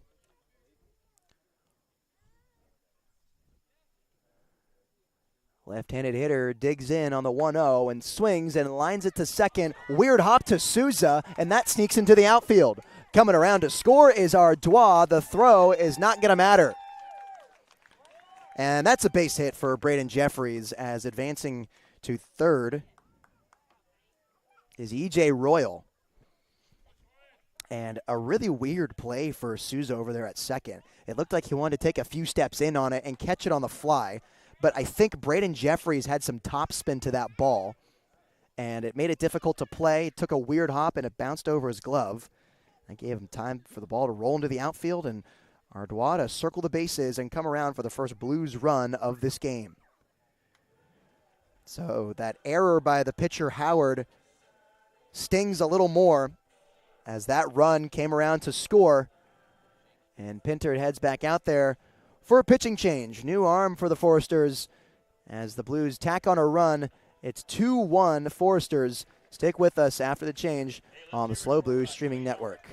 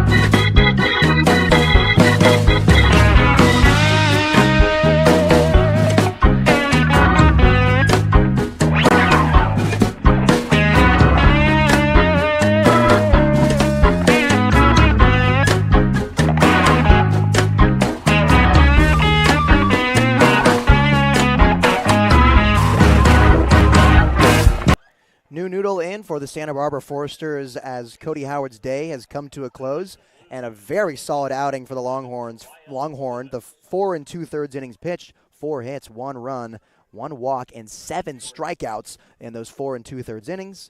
As Jake Fields, the Long Beach State dirtbag, comes in for relief. The throw over to first to get Jeffries is not in time. Fields coming into this one with runners at first and third for the Blues. Those runs were to come around. It would not count against him as the fastball misses upstairs to Jordan Lewis. Lewis is 0 for 2 on the day, 2 strikeouts swinging. And he looks to at least tie this thing up here with 2 gone. Dodges out of the way at that fastball at 88 miles per hour. 1 ball and 1 strike to Jordan Lewis. Jake Fields redshirted his first season at Long Beach State. And so he'll be entering his redshirt sophomore year with the Dirtbags as this one's popped straight up but out of play. 1 ball and 2 strikes to Lewis. Fields wasn't always a pitcher, though. His time growing up in El Dorado Hills, he was a hitter, but turned primarily to pitching his junior year in high school, where he struck out 65 in 41 innings pitched with a 2.39 ERA. Pick over to first, not in time to get Jeffries. Jeffries over there at first is the go-ahead run for the Blues. Tying run, 90 feet away for Jordan Lewis with 2 outs here in the 5th. Another fastball missing too high, 2 balls and 2 strikes to Lewis. So those statistics after turning into a pitcher earned him first-team All-League and All-Metro honors in high school. He was selected first-team All-League, All-Metro, and All-NorCal as a senior. Missing downstairs, and that's ball 4 to Jordan Lewis. So now bases juiced for Jariah Lewis, the cleanup hitter for the Blues. The right fielder, number 35, Jariah Lewis. First pitcher that Jake Field sees, it's a walk to the 3-hole hitter. And now the Blues got something brewing here with 2 outs. Jariah is 0 for 2 on the day. A grounder to second base and a line out to left off a nice play from D. Kennedy. Lewis looks at first pitch. Fastball for strike 1.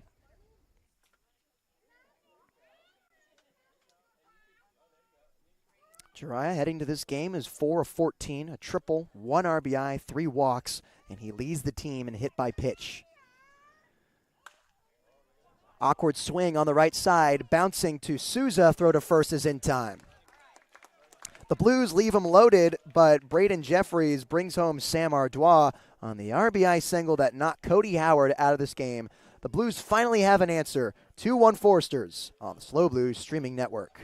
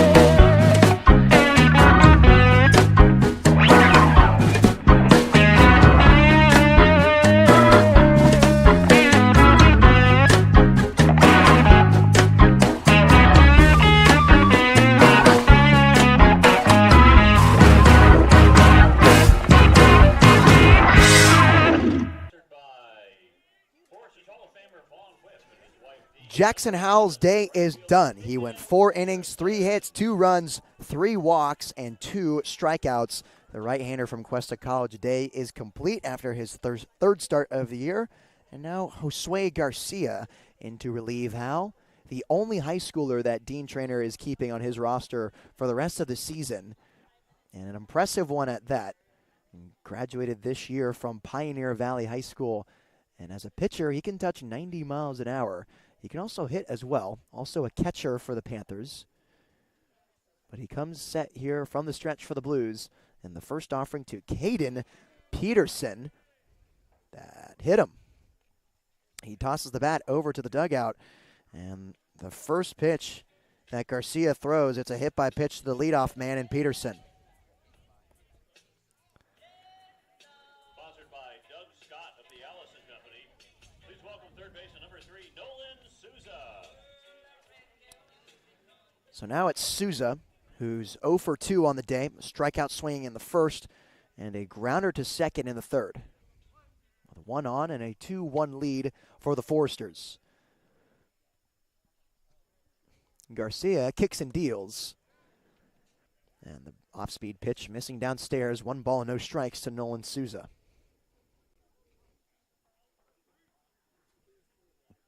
Souza from Honolulu, Hawaii. As the throw over to first gets away.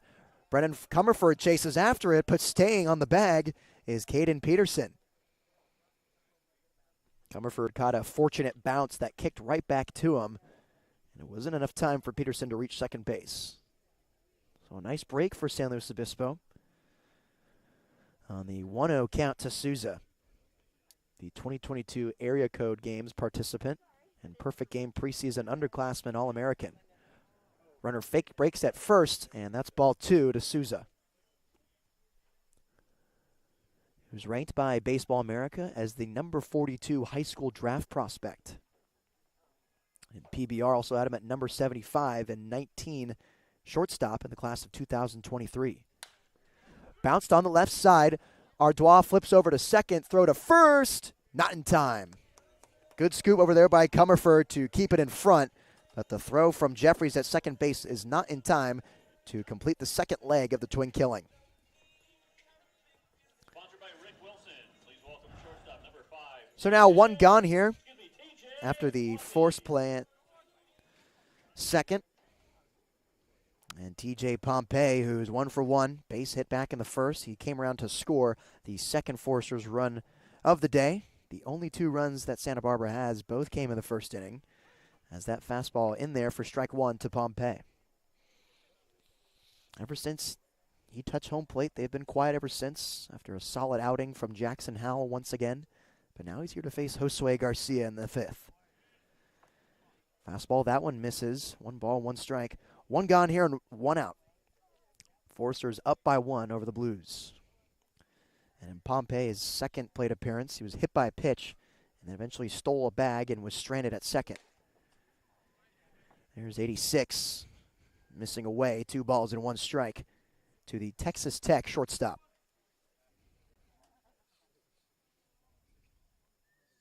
Ten bombs for the Red Raiders this season, 11 doubles and 2 triples. And takes all the way on another fastball, 3 balls and 1 strike. He wants to get that runner in from first to provide some more insurance for his Foresters. He had 49 RBI this past season on 53 hits. Taking off for second is Peterson. Here's the throw, weird hop. And it doesn't matter as Pompey will walk. Sponsored by Pacific Crest. Please welcome So now 2 runners on for the Blues. Jack Holman. And for the Foresters, 2 free ones, a hit by pitch and a walk. Putting some traffic on the base paths as Jackson Holman comes up for the 3rd time today. Reached on air in the first, and a walk in the 3rd. And he was picked off at second base in the first inning after advancing to that bag on the Pompey single. Fastball missing inside. 1 ball, no strikes. 1 out, 2 runners on, first and second for the Foresters. Santa Barbara leads the Blues 1-0. And Josue Garcia in to relieve Jackson Howell. 1-0 offering, missing again with the fastball, 2 balls and no strikes to the UCLA Bruin and left-handed hitting catcher from Wrightwood, California. 2 seasons ago, 2023 All Pac-12 honorable mention. As Garcia misses again, 3 straight balls to Holman, the left-handed hitting DH batting 4th today for the Sturs. In that same season, in 2023, he was also a Pac-12 academic honor roll honoree. He's a 3-time UCLA Director's Honor Roll recipient as well. As there's 4 straight balls to him, and that will fill him up for the Foresters.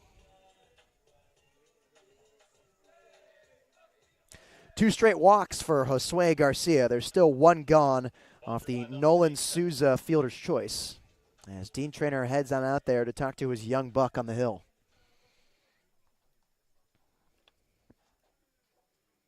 Dean, like Bill Pintard, taking his time getting out to the mound. A couple of old-timers duking it out here in some CCL play at Eddie Matthews Field. Like I said, a beautiful afternoon in Santa Barbara at an excellent venue. 75 degrees and sunny. Feels real nice in the shade here, too.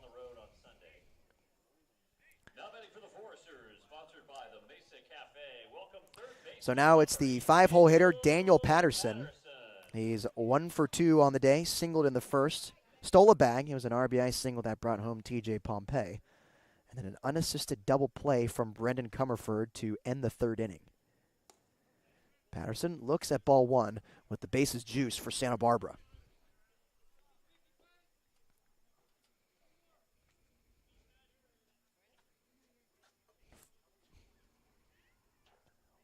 One 1-0 offering from Garcia on the way to Patterson. Frog with a tennis racket in the mid of Estabrook, but it's in there for a strike. 1-1 to the Westmont College Warrior. He played for the Foresters last season. Had an electrifying season, electrifying 3rd year with the Warriors last year. As barely missing outside at 88 miles an hour is Josue Garcia. 2 balls and 1 strike to Daniel Patterson. Playing 3rd today, has had some excellent web gems against the Blues and hitting 5th. This one's hit hard right into the bullpen and foul. 2 balls and 2 strikes. He came off the pad at 94 miles an hour, right for the domes of the relief pitchers down the right field line. A Round Rock, Texas native awaits the 2-2 offering from Garcia. Here it is. This one's hit sharply on the right side. Jeffries goes over to second for 1, on to first for 2. Josue Garcia gets out of the jam off the double play to end the inning. Forster's still up, though, 2-1 over the SLO Blues. We'll head to the top of the 6th. I'm Nate Mills on the SLO Blues streaming network.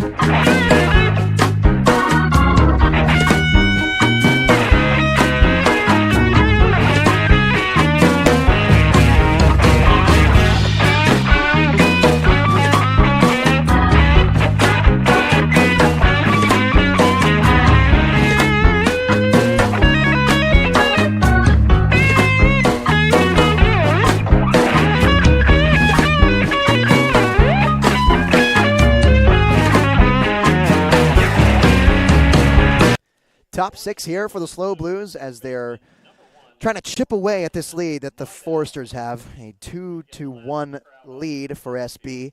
And it's the middle of the order. Braden Mondew, Brendan Comerford, and Owen Estabrook due up for Santa Barbara.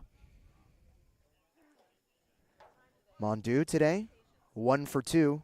Base knock and a strikeout swinging. Takes a look at 88 for strike 1. Mondew in his 10th start of the year. It's in 2nd place for San Luis Obispo, but a mainstay in the middle of the order for the Blues. As having a sneaky good year for San Luis Obispo, as he matrixes out of the way at that 90-mile-an-hour fastball for ball 1. And just a really simple swing. Talked to him in batting practice, and he's just working on keeping it simple. That seems to be the mantra with most of the hitters in the bubble today. Anyone who's hitting well isn't thinking about anything else besides putting the bat on the ball. It should stay that way. Holds up on the offering upstairs. 2 balls and 1 strike to Braden Mondu. Well, he recently got that orange bat. I talked to him about if there was anything behind it, why that color, why that brand, why the grip. And he just said it just felt good in his hands at the store. Fair enough, as he takes a look at strike 2. 2 balls and 2 strikes to Mondu. And I was a little more particular in the day. I liked the thin handle, the color had to be right, the brand had to be right. But that's the beauty of baseball.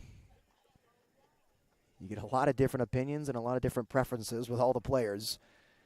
As he's early on the off-speed offering and fouls it back into the backstop. 2 balls and 2 strikes to Mondu, who entered the transfer portal upon arriving to San Luis Obispo this season. Talked to him briefly about the schools reaching out to him. A couple D1s, D2s. As Fields comes from the windup, missing way upstairs. 3 balls and 2 strikes. Nice at bat here from Braden Mondu, who has 12 hits on the season, 3 of them doubles.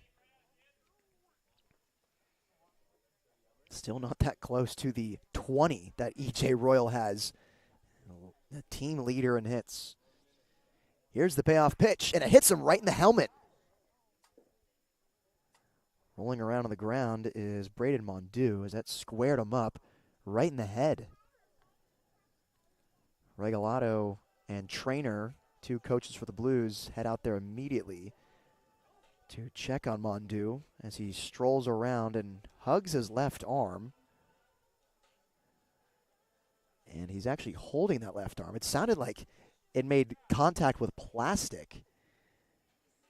I'm wondering if it hit his elbow, actually. He's looking at that left hand. But to me, it really sounded like it hit him in the head as he collapsed on that. Still grimacing as he holds on to the left wrist, and now the trainer for the Foresters heads out there to check on the infielder for the Blues. And he's pointing directly on the top of his left wrist. And I think everyone in the stands thought it hit him in the head. The sound of plastic as he collapsed onto the ground. But he is just writhing in pain as he cradles the left wrist.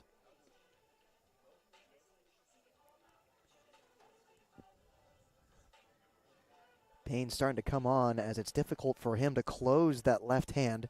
Does the handshake test with the trainer. He's having some trouble. As he can't even get it up at waist height.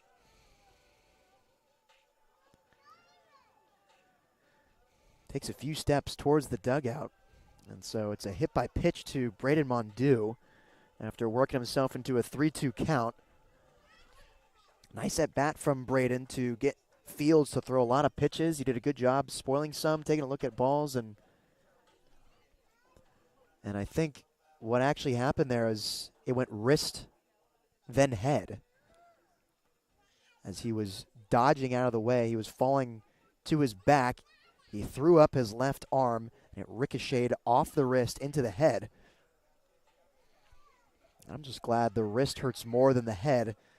That would be a lot more difficult of an injury to deal with, as he's still working on that left wrist with the trainer.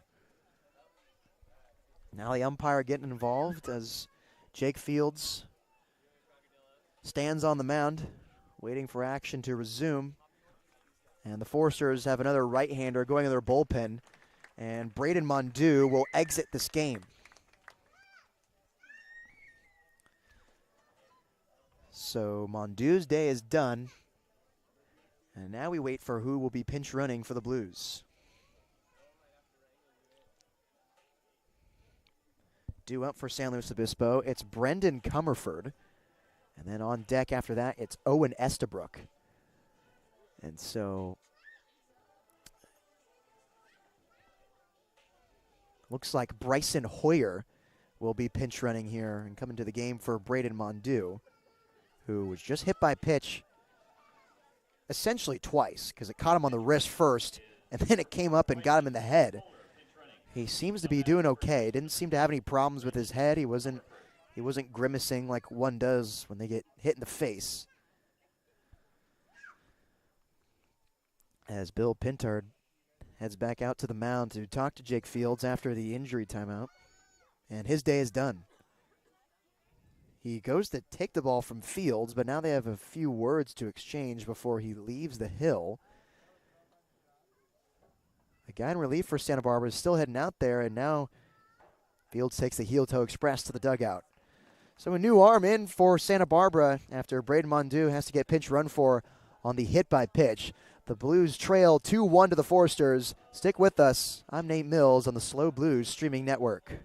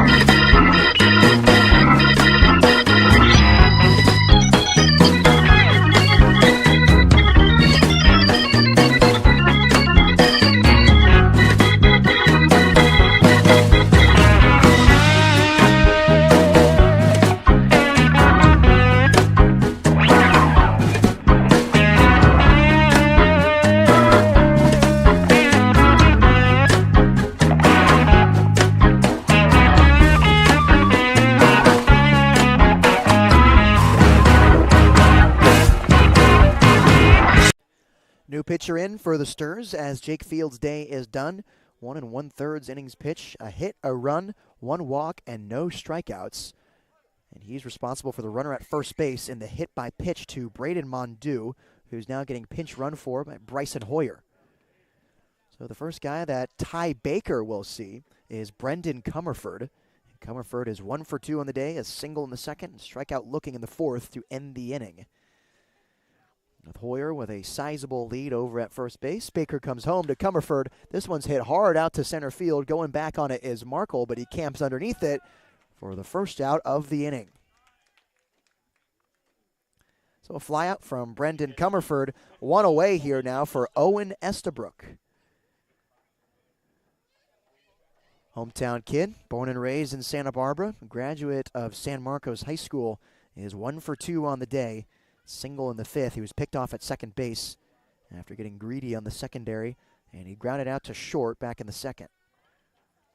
Hoyer, another large lead as Estabrook stands tall in the batter's box. Here comes Baker, and the 91-mile-an-hour fastball misses downstairs. 1 ball and no strike to Estabrook. Estabrook, tonight's backstop for the Blues, as he's entering this game 2 for 9 with 3 runs batted in. 91 again, missing low, 2 balls and no strikes. Ty Baker entering his sophomore season with the Aggies at Texas A&M. Didn't see any action this year, as his squad is in Omaha right now. He kicks and fires and gets a swing and a miss off the bat of Owen Estabrook for strike 1. a Houston, Texas native. They won the state title with Second Baptist Academy back in 2022. Another fastball is taken off for second is Hoyer. Head first slide in there. Stolen bag for Bryson Hoyer. Now a runner in scoring position with one away for the Blues. Tying run over there at second base. Oh, some good wheels and heads-up base running from Hoyer.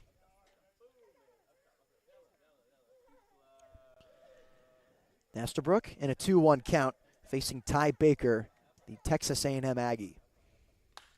Hit hard on the left side, backhand Pompey, throw over to first is in time. Good stretch from Rodriguez, but advancing up to third base is Bryson Hoyer.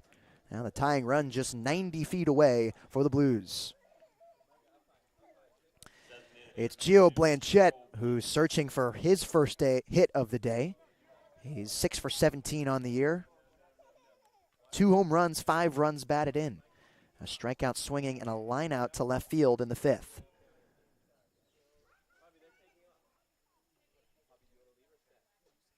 Blanchette on the first pitch, swings and misses at the off speed for strike 1.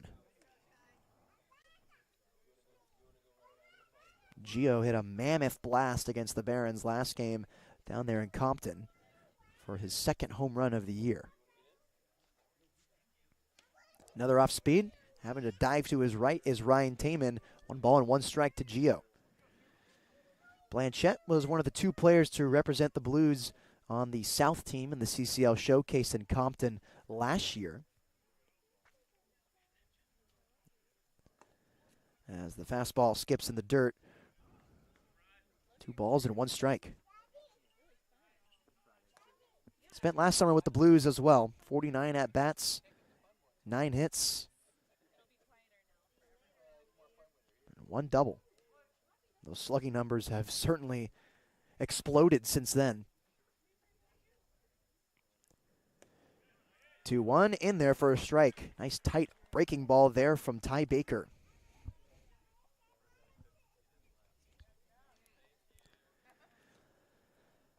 Teammates call him Cap as he digs in on the 2-2. Wide in stance, tight hands, and he swings and misses for strike 3.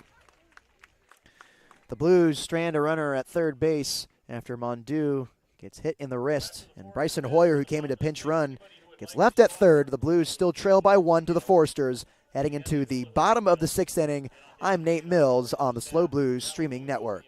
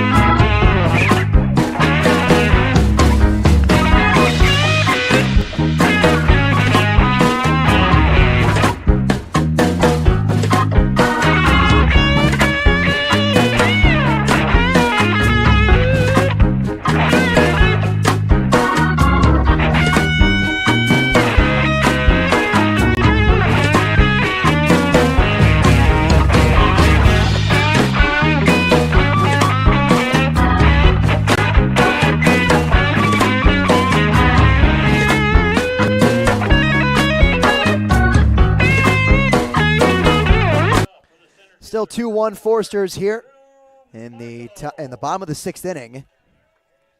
It's Drew Markle, Johnny Rodriguez, and Ryan Taman up to face Josue Garcia, who came in to relieve Jackson Howell in the 5th inning. He was able to strand the bases loaded against the Sturs off a double play from Jeffries, Ardois to Comerford, as Markle takes a look at strike 1.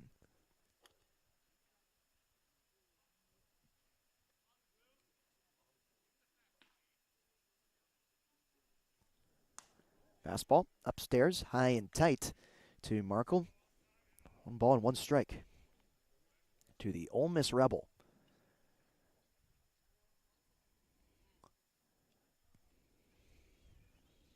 Garcia comes set. Now comes home. This one's hit into the ground over to Ardois at short. Throw on the run is in time to retire Drew Markle. First batter is retired here in the 6th inning, and now it's Johnny Rodriguez. He's 1 of 1 on the day with a walk in the 4th inning. Rodriguez, the first baseman from Long Beach State. It's a shot here in the 6th inning in the 7-hole.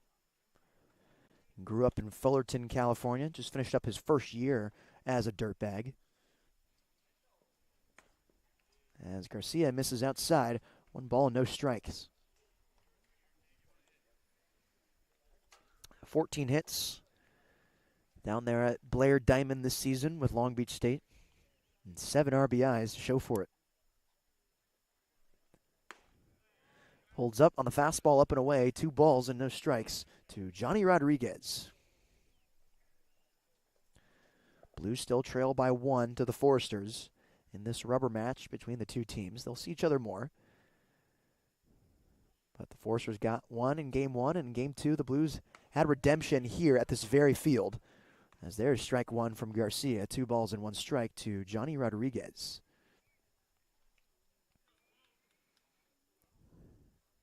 Deep sigh from Rodriguez as he 2 steps into the box.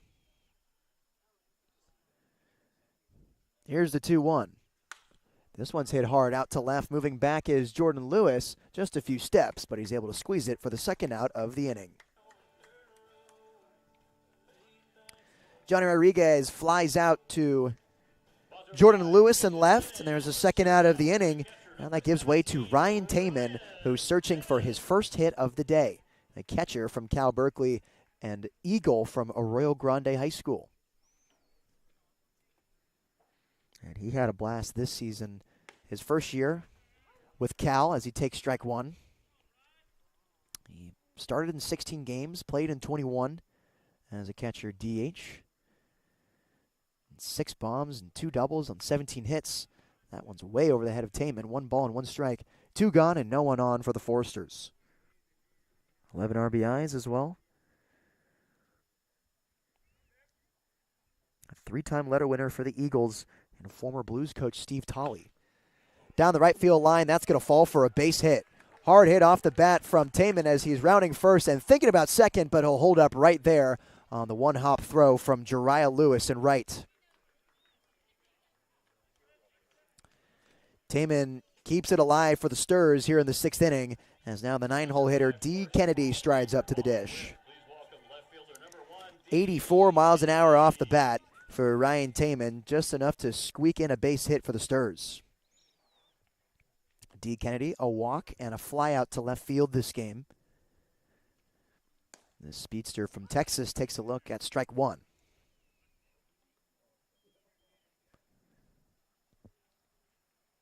He played 2 seasons of football as a running back growing up in Fort Worth. 0-1 in there for strike 2. I feel like if you grow up in Texas, you just have to play football, right? I think you get disowned by your family if you don't. Look over to first is Josue Garcia as he comes set. Big lead over there from Taman. As this one's dribbled in front of home plate, it will roll foul in front of the Blues dugout. Do it again at 0-2.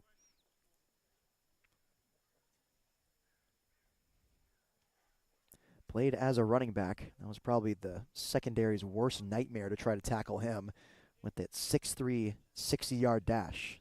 That's lightning fast, folks. 0-2 again. Missing upstairs. 1 ball and 2 strikes from Josue Garcia. Runner on first from the Ryan Taman single down the right field line. 2 gone. Drew Markle grounded out to short, and Johnny Rodriguez flew out to left. Sturs lead the Blues 2-1 at Eddie Matthews Field. Kicks and fires.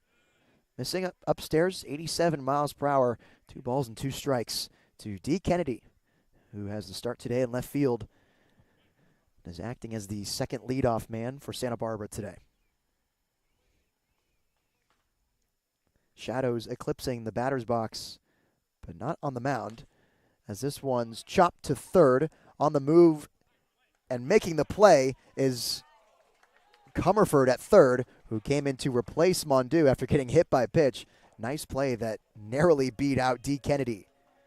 So the Foresters strand a runner at first base. They still lead the Blues 2-1 as we enter the top of the seventh on the SLO Blues streaming network.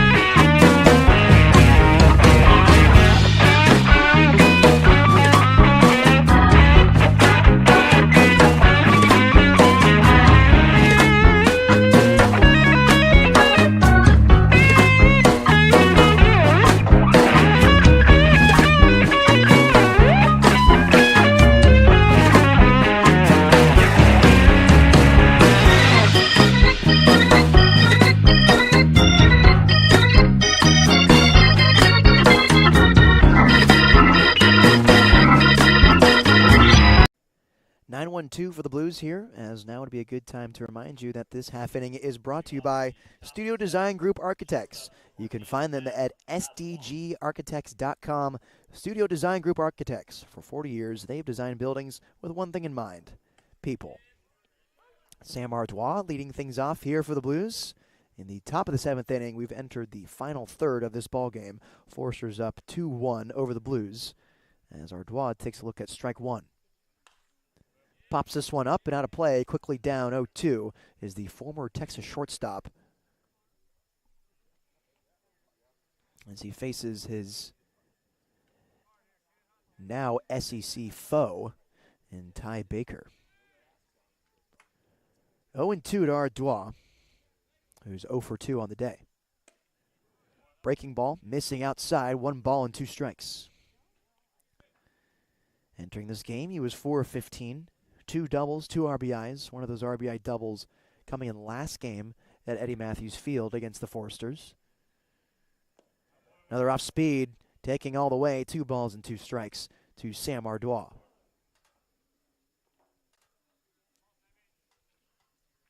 Sammy was a first-team All-District player growing up in Louisiana, playing high school ball. As that fastball skips in the dirt, 3 straight balls from Ty Baker to Sam Artois, who idles in the batter's box. He earned American Press, All-Southwest, Big School Honors, and put in the Future Stars main event as the number 2 ranked shortstop in the state of Louisiana. And he chops this one on the right side, playing it on the back hop is Souza. He floats it over to first in time to retire Artois for the 3rd time today.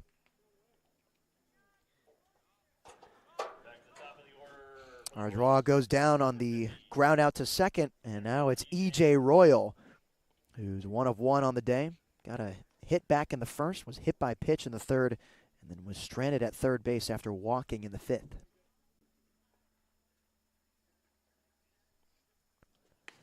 First pitch he sees is a 91-mile-per-hour fastball in there for strike 1.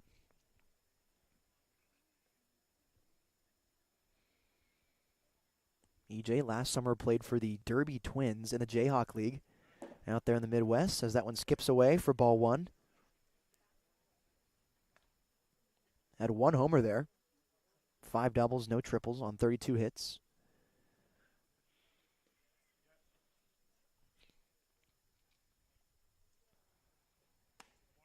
Breaking ball, missing downstairs, 2 ball and 1 strike to E.J. Royal, who did a nice job spitting at that one in the dirt. Leads the team in average hits, triples, and RBI.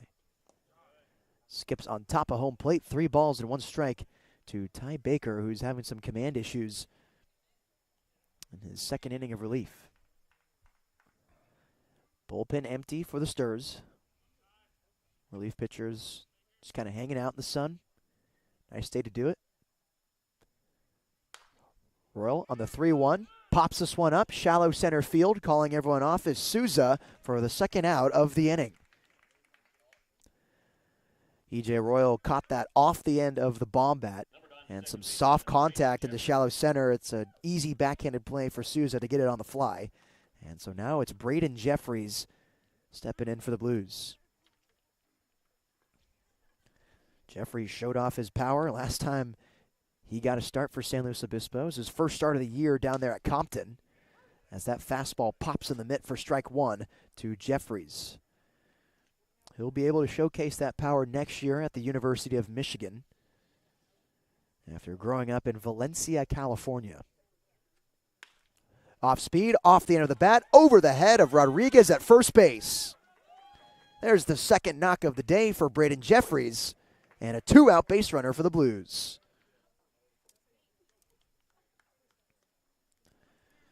Yeah, very soft coming off the bat. Just kind of threw the barrel out there very early on it, and he hit it near the end of that bomb bat. You could tell from that squishy sound. And it's just over the reach of the dirt bag at first base. So now a runner on first for Jordan Lewis in search of his 5th hit of the season as he takes a look at strike 1. Jordan from Santa Clara has a brother that plays at San Jose State. And 3 at-bats last season for the Spartans as he fouls this one straight back.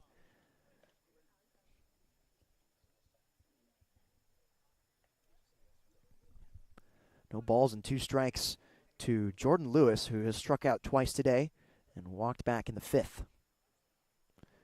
0-2 offering, checks his swing, he went around, ball gets away, throw over to first is in time, and the side is retired. Braden Jeffries gets stranded at first base after his second knock of the day. Blues running out of time as they trail by 1 to the Foresters on the SLO Blues streaming network.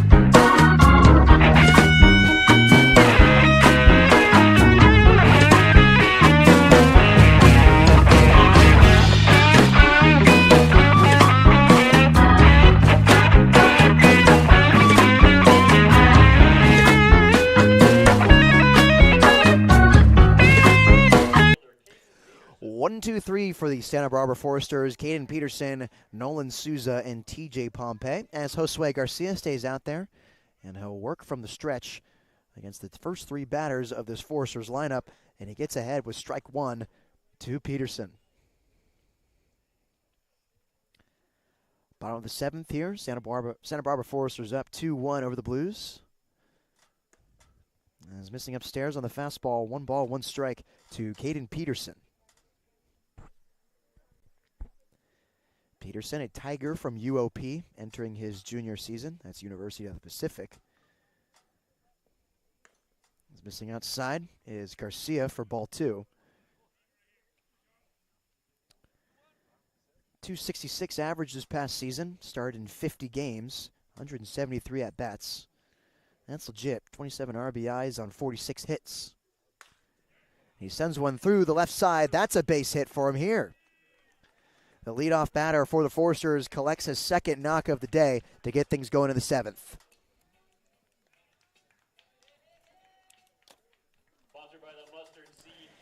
Softly hit, 86 miles an hour off the bat, but it gets the job done for the Sturs as they want to start running away from San Luis Obispo as soon as possible. But SLO hasn't been able to capitalize with the mistakes that the Sturs have had. And with the runners on bases, it's been an issue for SLO this season, leaving them on.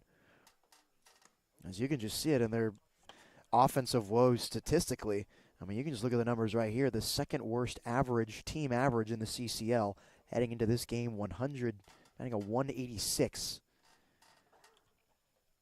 Big lead over at first from Peterson as Souza hits this one hard in the air, left side. Lewis going back. Did he make the grab? No, he didn't.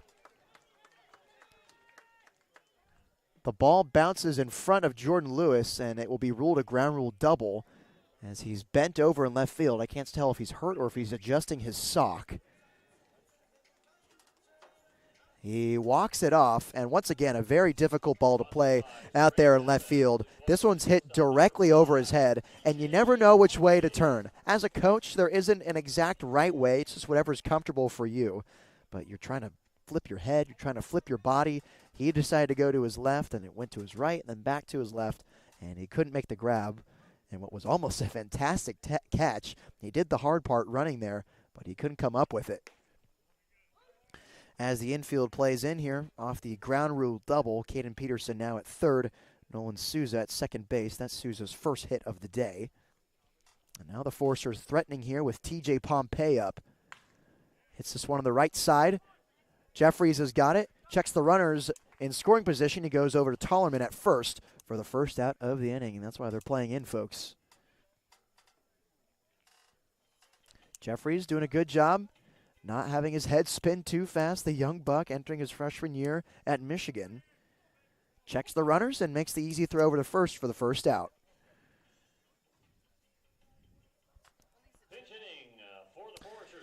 So now, Jesse DiMaggio pinch hitting for Jack Holman. Holman's day is done after reaching on a fielder's choice and getting picked off at first, and then having 2 walks after that. And he takes a look at ball 1 from Josue Garcia.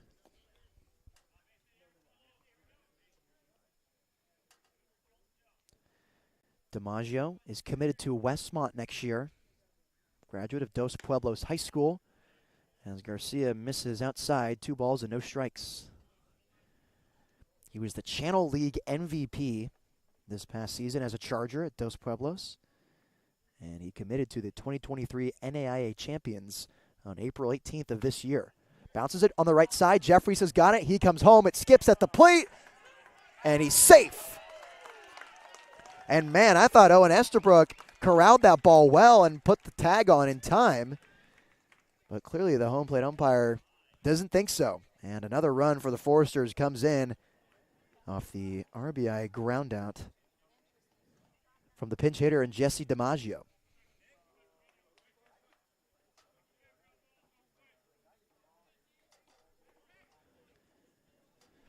So now,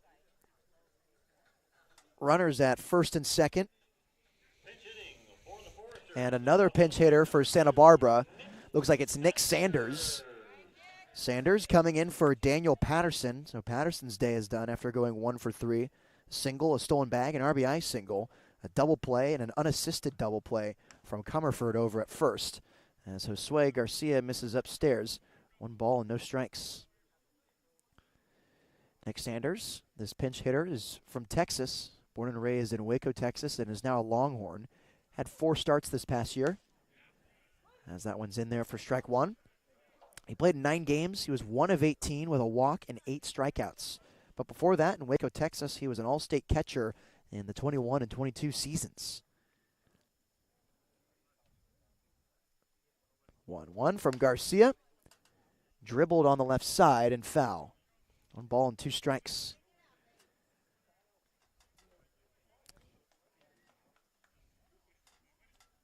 He also participated in the perfect game, MLB High School Home Run Derby. Hit .490 with 8 doubles, 3 triples, and 4 home runs. And won Newcomer of the Year in 2020. Fastball just missing outside. Got the approval from Dean Trainer, but it's 2 balls and 2 strikes to the pinch hitter and Nick Sanders.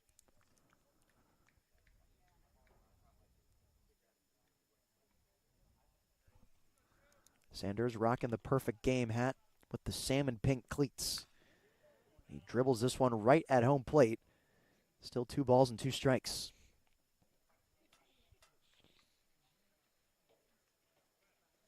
He's got the hand guard on the left hand to prevent the injury that we saw Mondu go down with, as he widens up his stance with 2 strikes, filling out that entire batter's box. He calls time here.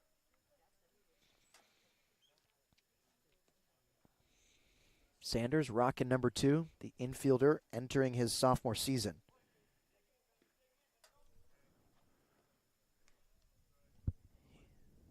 Garcia comes home. This one's hit and lands for a base hit. Souza rounds third. He's going to come in to score. Chugging into third and stopping there is the pinch hitter for Holman and Jesse DiMaggio.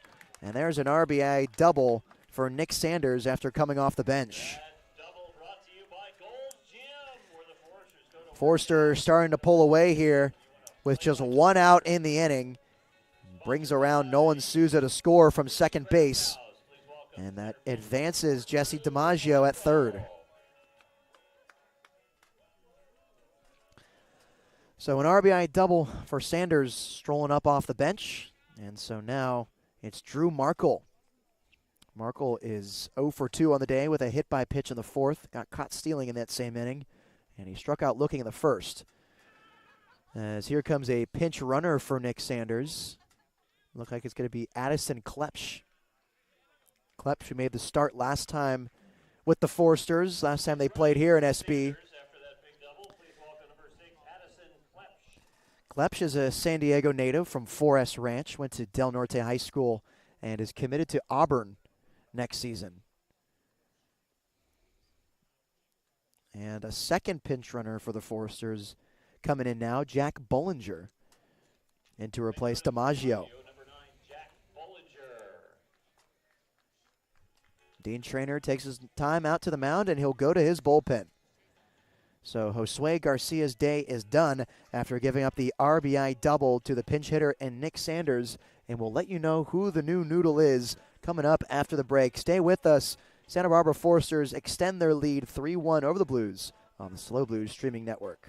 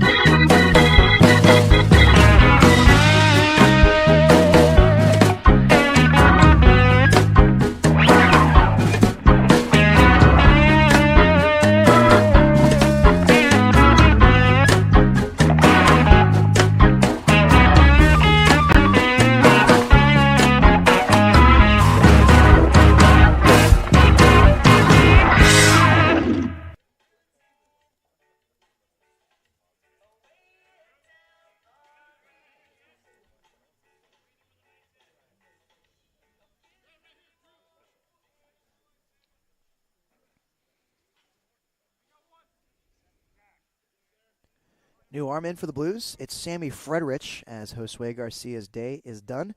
2 1/3 innings pitched, gave up 1 hit, 2 walks, and no strikeouts, and TBD on the amount of runs. As that first pitch from Frederich to Markle is in there for strike 1.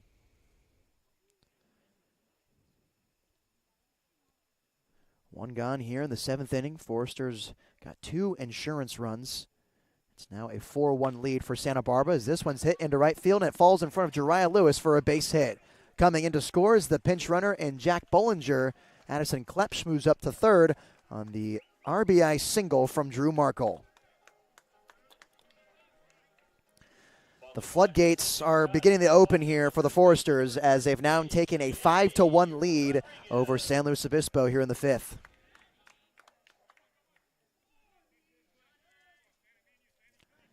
First hit of the day for Drew Markle, and it brings across the 5th run for the Foresters. As it's now Johnny Rodriguez, who got a hit back in the 2nd. And is 1 for 2 after flying out and walking. And missing downstairs for ball 1 is Frederich.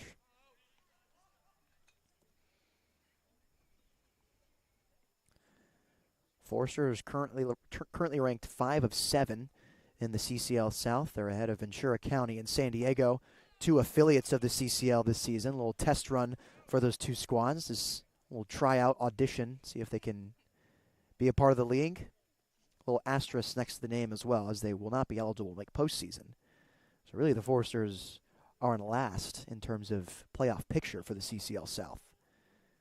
Wanted to right the ship here after losing 2 in a row. Sammy Frederich on the mound as his 85-mile-an-hour offering is in there for a strike. 1-1 to Johnny Rodriguez. On the Blues end, they're sitting pretty at second after a 3-game winning streak and 2-1 in conference play. Wanting to keep their winning ways here as they've got some work to do and putting a pin in this hit parade for the Foresters. Taking off for second, pump faking over to second is the catcher in Estabrook. And he guns out the runner, Addison Klepsch, at third. Nice play from Estabrook to go fake throw over to second base on Drew Markle and get the runner out at third. So that's the second out of the inning. Now runner just on second base for Santa Barbara off the stolen bag from Markle. 2 gone here. Bounding ball right down the first base line, and Frederich touched it. It's a live ball. Markle slides in to score.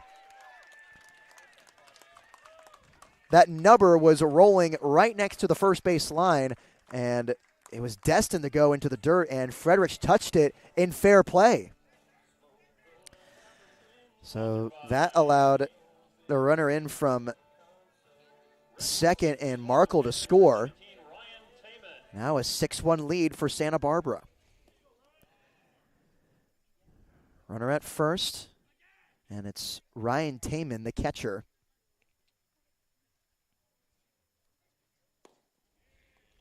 As he takes on the fastball downstairs, 1 ball, no strike. 2 outs, runner on first. Sturs leads 6-1 over the Blues.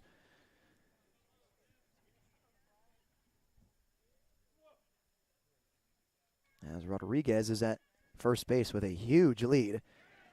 And Estabrook wanted the snapback throw to try to get him, but he bobbled it in his hand.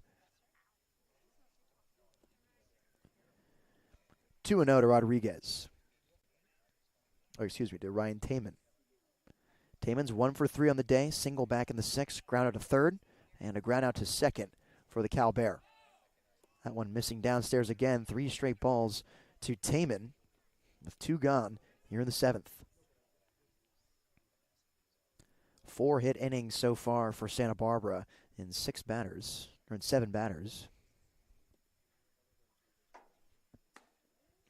High and tight to Taman, and there's ball 4. The line keeps moving for Santa Barbara as a pinch hitter for D. Kennedy coming into this game. Looks like it's the Northwestern Wildcat, Jackson Freeman, decked out in the purple gear after finishing up his first season as a Wildcat. and earning Big Ten all-freshman team, the left-handed hitting outfielder from Ladera Ranch, California. First pitch he sees is taken upstairs for ball one. 2 out, 2 gone. Foresters lead 6-1 here in the bottom of the 7th inning.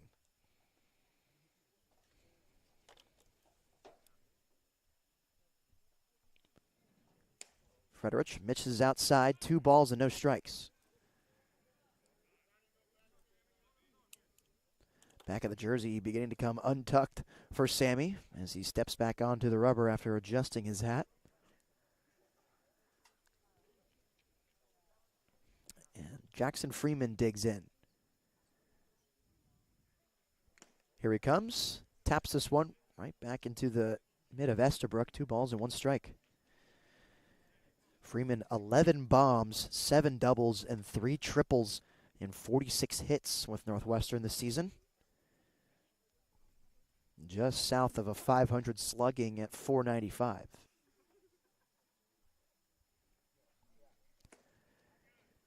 Two-one, taken outside, 3 balls and 1 strike to Jackson Freeman. He started in 52 games for Northwestern. That's 39 RBIs on 46 hits this past season. This one's hit on the right side. Moving to his left is Jeffries. He can't come up with it. Quickly getting over to first in time to get Freeman. So Jeffries recovers well after bobbling at second base, but the damage has been done. Now 6-1 lead for Santa Barbara heading into the 8th inning. I'm Nate Mills on the Slow Blues Streaming Network.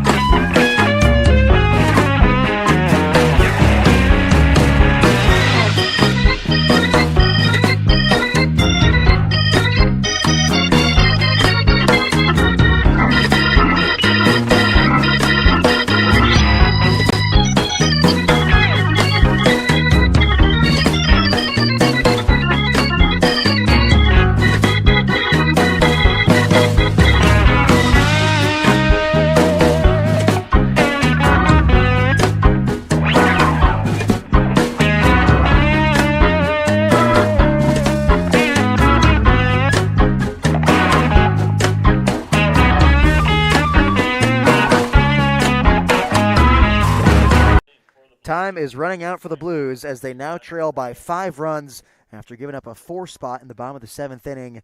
Jax Lewis in to relieve Tyler Baker into this game, the 4th right-handed pitcher that the Blues see this afternoon.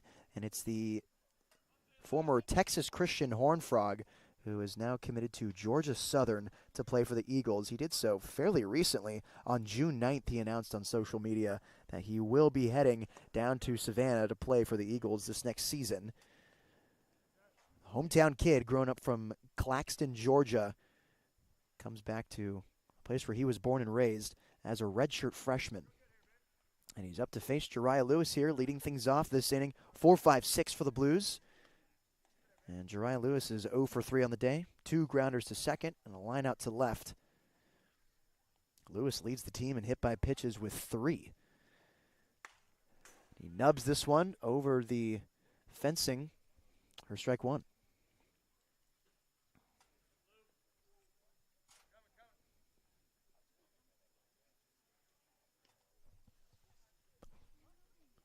Two and 1 to the San Jose State shortstop as the umpire behind home plate hits reset. He's got something in his eye.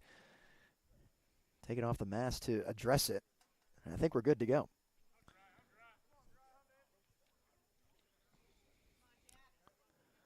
The wiry Lewis pitches to Jariah Lewis. And Jariah holds up on his swing up the 80-mile-an-hour off-speed stuff. 3 balls and 1 strike.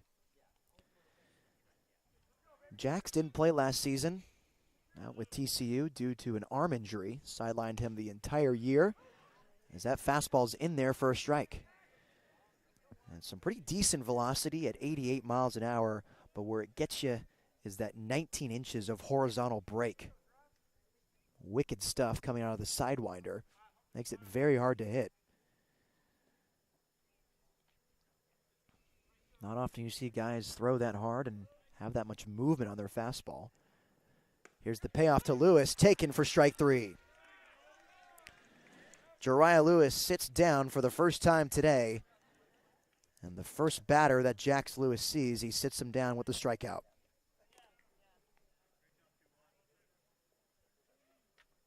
So now it's Zach Tollerman in to replace Braden Mondu, who is hit by a pitch, exited the game tending to his left wrist, as that's taken for ball 1 to Tollerman. Zach was a Cuesta Cougar for 2 years before going to UC Riverside last season. As he pops this one up, Lewis moves to his left and he can grab it on the run. He high steps in front of the Foresters' dugout for the second out of the inning. So a very weak spinning pop-up down the first base line, and Jax Lewis can just come off the mound and make the play himself. Now it's Brendan Comerford, who's 1 for 3 on the day. Base hit in the second, struck out looking in the fourth, and then flew out to center in the sixth. Just got under that fastball. He's had a lot of just misses this season. And there was another one there. With now 2 outs gone, he takes a look at ball 1 in the dirt. Comerford leads the team in doubles with 5. As he takes that one, 2 balls and no strike. Comerford originally committed to College of St. Mary's up there in NorCal. And after a coaching change, decided to move to Ohlone. Off the end of the bat, in front of the Blues dugout, 2 balls and 1 strike. And then last summer, he spent it in the Midwest in the Prospect League for the Illinois Valley Pistol Shrimp. He had 9 doubles there and 64 at-bats. And he already has 5 here this season with the Blues. And 41 at-bats. Missing upstairs for ball 4 to Comerford. 2-out base runner for the Blues, and you got to start somewhere. And hopefully for San Luis Obispo, it's the 2-out walk to Brendan Comerford. Now it's Owen Estabrook, who made a nice play at the backstop, pump fake over to second, and gunned the runner out at third. Steps up now, looking for another base knock today. He's 1 for 3. 2 ground outs to short, and a single in the 5th inning. He was eventually picked off over there at second base as Bill Pintard talks to his right-hander from Georgia.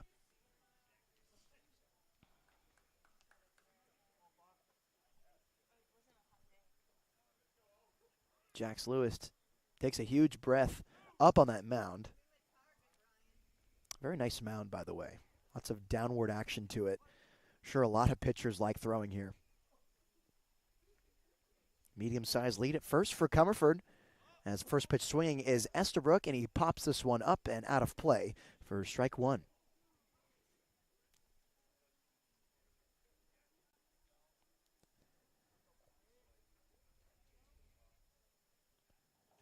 Estabrook was first team All-Channel League and was a Golden Glove Award winner as a senior at San Marcos High School. Led the team in hits, RBIs, as the runner takes off for second in Comerford, and it gets to the backstop.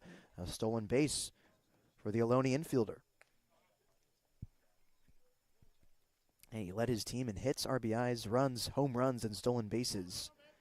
And they were Channel League champions all 3 years he was on varsity.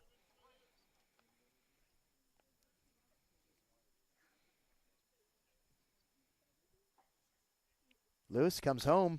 This one's hit hard on the left side. Has to take a short hop from Pompey, and it squirts out of his glove. Owen Estabrook reaches first and keeps this inning alive. Infield hit for Estabrook, coming off 91 miles per hour off the bat. Just too hot for Pompey to play on the short hop. And the second knock of the day for Estabrook. Runners at the corners, 2 gone for the Blues, trailing by 5 runs with a new pitcher in Jax Lewis in the game. Gio Blanchette, who's 0 for 3 on the day, 2 strikeouts swinging, and a line out to left field.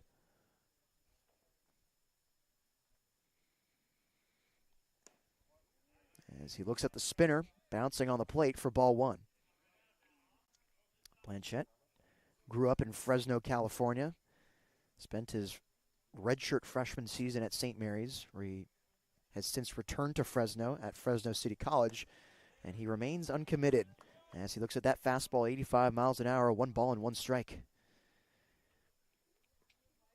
Played with the Blues last year as well, and saw limited action at Fresno City this year. Entering his redshirt junior year, that fastball missing downstairs, 2 balls and 1 strike. 9-hole hitter and Sam Ardois waits on deck. 0 for 3 this afternoon. Back-to-back base runners for the Blues. Brennan Comerford walk and a Owen Estabrook single. Runners now at the corners for Slow. Pick to first, not in time. Estabrook is wide awake over there at first base. Blanchette with his white and red cleats wanting to make him pay right now.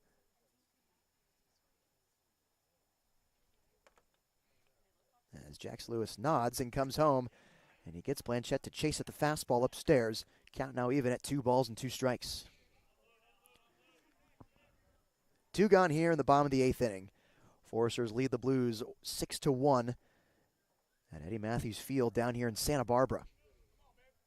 Rodriguez straddles the bag at first base as Lewis comes home, and he gets Blanchette to swing and miss for strike 3. The side is retired, and runners are stranded at first and third for the Blues as we head into the bottom of the 8th. Santa Barbara Foresters lead 6-1 on the Slow Blues streaming network.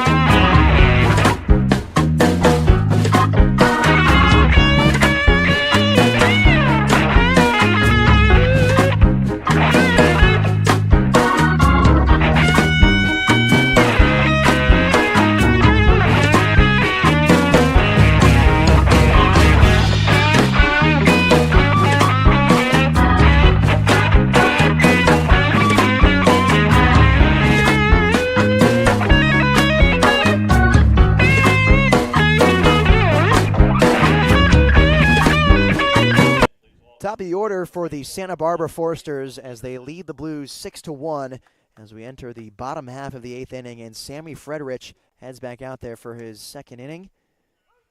As the leadoff batter, Caden Peterson, takes a look at strike 1 from Frederich. Peterson is 2 for 3 on the day, 2 singles. He came around to score both times as he ducks out of the way of that fastball for ball one. Stole a bag, lined out to left field, and was hit by a pitch in the fifth, was stranded at second there. On the 1-1, nice breaking ball, but taken in the dirt, 2 balls and 1 strike. Peterson, a University of Pacific Tiger, just finished up his second season there as he dodges out of the way of the 85-mile-an-hour fastball for ball 3, 3 balls and 1 strike. He had 31 walks this past season up there at UOP. As this one's taken for a strike. 3 balls and 2 strikes to the Pacific outfielder. Fredrich from the windup gets him to chase upstairs and got a piece of it. He stays alive as he fouls it straight back. We'll do it again. Started in 50 games. A big jump from his freshman year where he only started 10. Strung together 4 home runs, a triple and 12 doubles on 46 hits. Fastball just missing downstairs for ball 4. Did miss by much on the Sammy Fredrich fastball, as there's a leadoff base runner aboard for the Foresters. So Nolan Souza, the Hawaiian at the University of Arkansas, one of the 3 Hawaiians to do that, digs in now for his 5th time today. He collected his first knock of the afternoon this past inning in the 7th. It was an RBI double, and he swings first pitch here and fouls this one up and out of play for strike 1.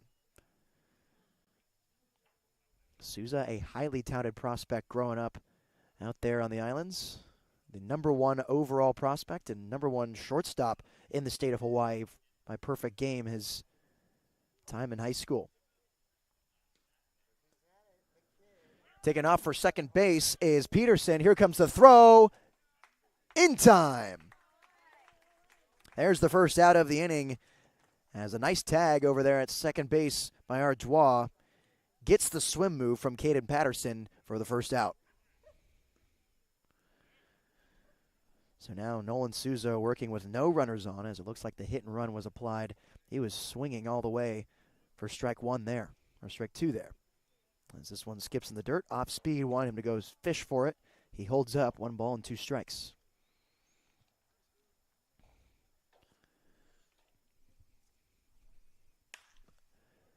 Hit hard on the right side, but foul. Nice play by one of the pitchers in the bullpen to grab it with the bare hand.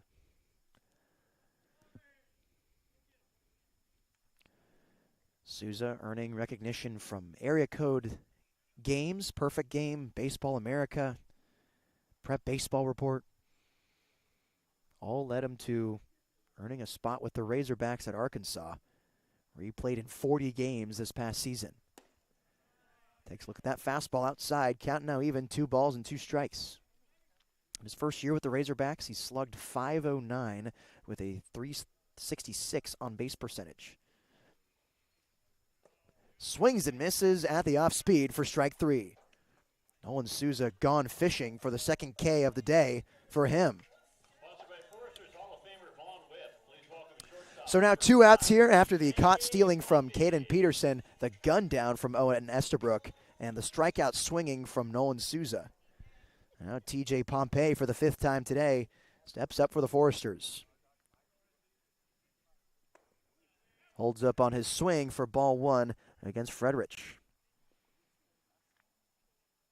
Pompey tabbed as the 82nd player in the nation and top shortstop in the state of Texas. He was also selected as a top 25 middle infield prospect as he swings and misses for strike 1.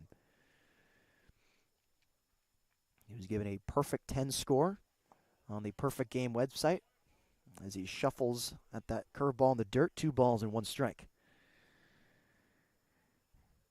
Had a pretty ludicrous year this past season with the Red Raiders at Texas Tech, as that fastball is taken for a strike at the knees. Has some words with the home plate umpires. He's now 2 balls and 2 strikes to Sammy Fredrich. 53 hits and 190 at-bats. .516 slugging, .389 on base. Holds up on the hack as that one skips way in front of home plate. Count now full, 3 balls and 2 strikes. Started in nearly every game, 54 of the 55 he appeared in. As a true freshman, got some serious playing time in Big 12 action. That one skips in the dirt, and he works himself into a walk. TJ Pompey gives the Foresters a 2-out base runner here in the 8th. Now betting for the Foresters, sponsored by Finney's Craft House. Please welcome third baseman, number 9, Jack Bollinger. So now it's Jack Bollinger, who came in to replace Jesse DiMaggio on the base paths after DiMaggio pinch hit for Jack Holman. And he will be standing in as the DH right now. Checks his swing. They appeal. He did not. So Jack Holman had 2 walks and a fielder's choice in his 3 plate appearances. And Jesse DiMaggio came in to pinch hit. He had a fielder's choice and came around to score. Now this is Jack Bollinger's first time hitting today. This is now 2-0 to Bollinger with a runner on first and 2 gone, a 5-run lead for the Foresters. Bollinger, a Westmont Warrior, formerly a Sac State Hornet. Broken bat right side, and it finds a gap. There's some firewood from Bollinger as each runner moves up a station. And there's another 2-out single for the Sturs. That was one of the weirdest sounding broken bats I've ever heard. It sounded like it was completely hollow, almost like a PVC pipe hitting a rock. But they're going to use that for a bonfire tonight, as that's the second base runner in a row for the Sturs.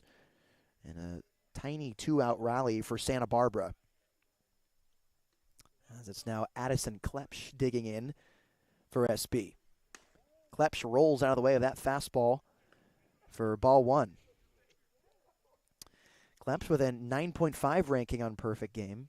He's a part of the 4th-ranked signing class in the country, those Auburn War Eagles. That's according to Perfect Game. Good block from Esterbrook in the dirt. 2 balls and no strikes to the San Diego native Addison Klepsch, a graduate of Del Norte High School and a native of Forest Ranch.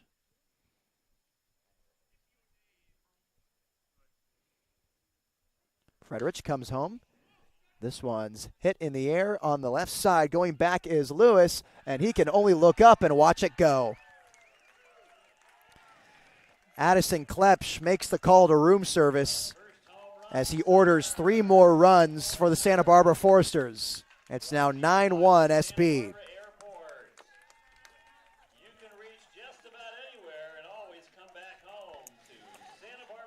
The Auburn War Eagle might have just put the dagger in this game.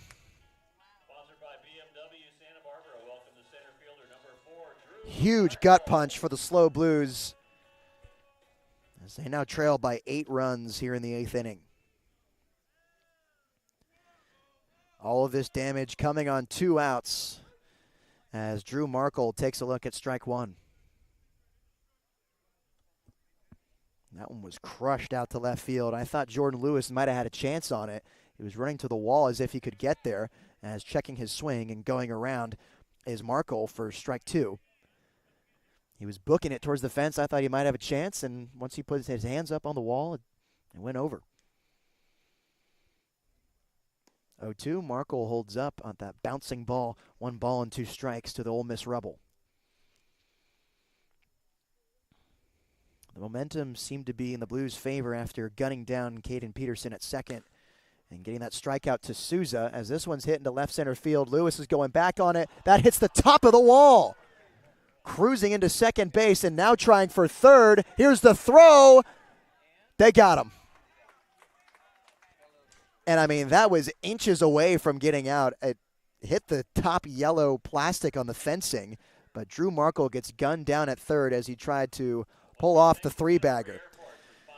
The Foresters tack on 3 more. It's now a 9-1 lead for Santa Barbara, and the last chance for the Blues in the top of the 9th inning. Stay with us. I'm Nate Mills on the SLO Blues streaming network.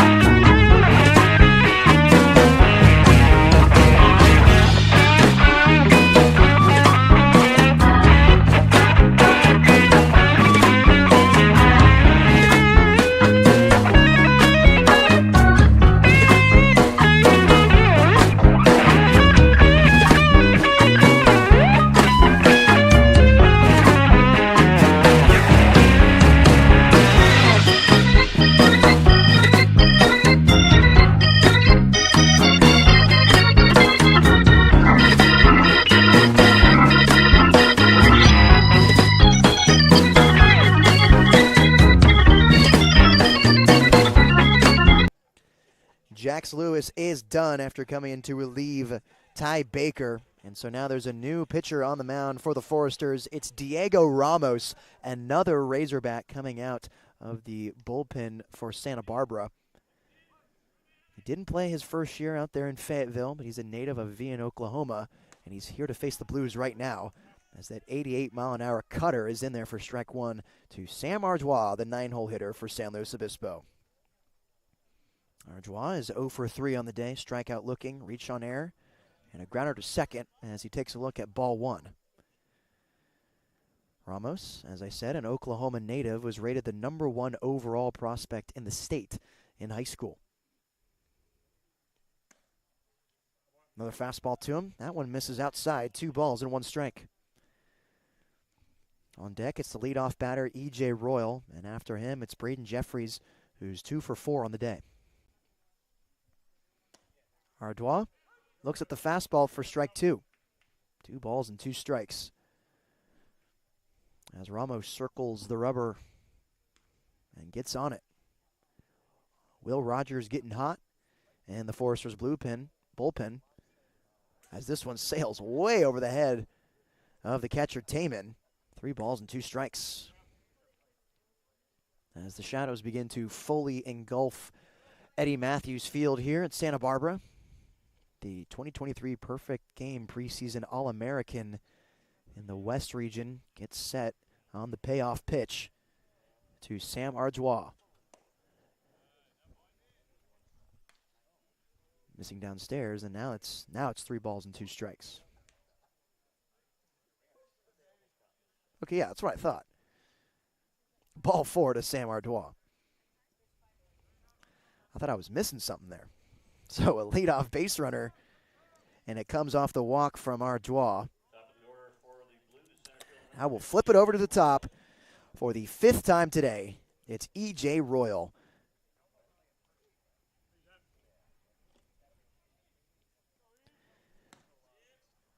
Royal takes a look at strike 1 with a runner on first and a sizable lead for Santa Barbara.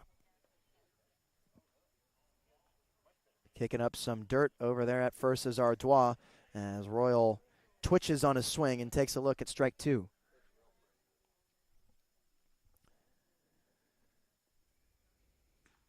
DJ digs back in as Ramos comes set.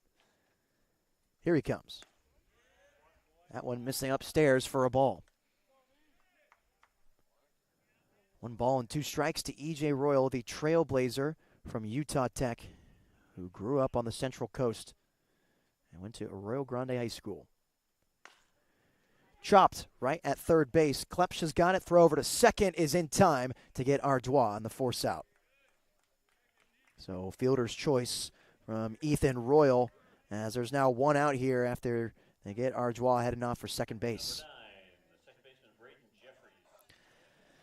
Now it's Braden Jeffries. He's 2 for 4 on the day after a 2 for 5 night the other day against the Academy Barons. He steps up here with a runner on first and E.J. Royal. Royal has 9 stolen bases on the year. Jeffries looks at the 91-mile-an-hour cutter for strike 1. A commit of the University of Michigan and a native of Valencia, California. He led his junior team at Hart High School in many offensive categories as he takes a look at ball 1. He hit .345 and walked the team high of 17 times.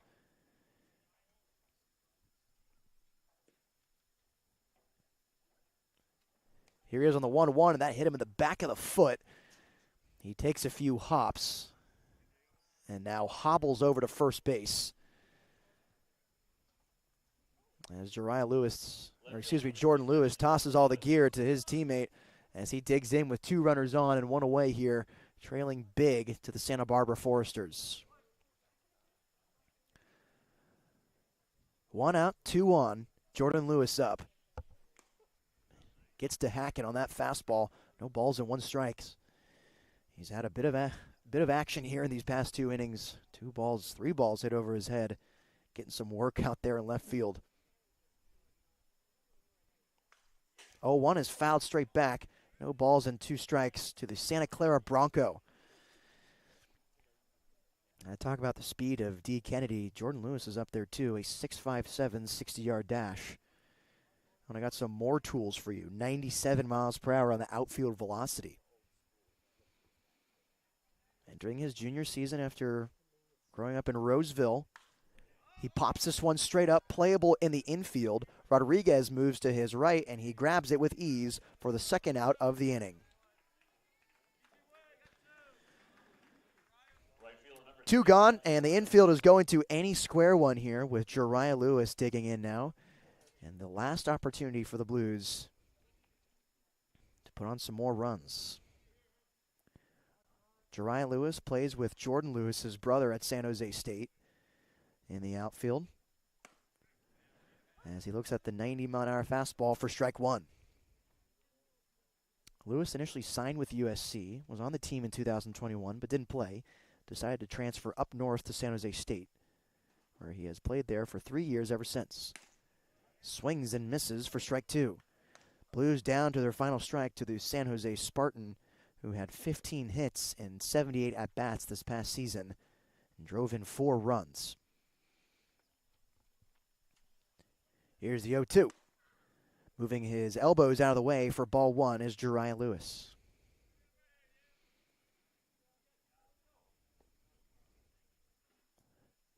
Blues down to their last strike. From the stretch, here comes Diego Ramos. Jariah Lewis looks at that fastball outside, evens it up, 2 balls and 2 strikes.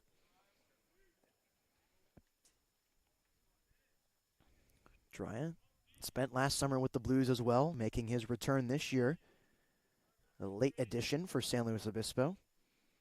Here comes Ramos as this one's chopped on the right side. Moving to his left is Souza. Gets up, and that throw is not in time. Infield base hit for Jariah Lewis. That's his first of the day. Now the bases are loaded for Zach Tollerman.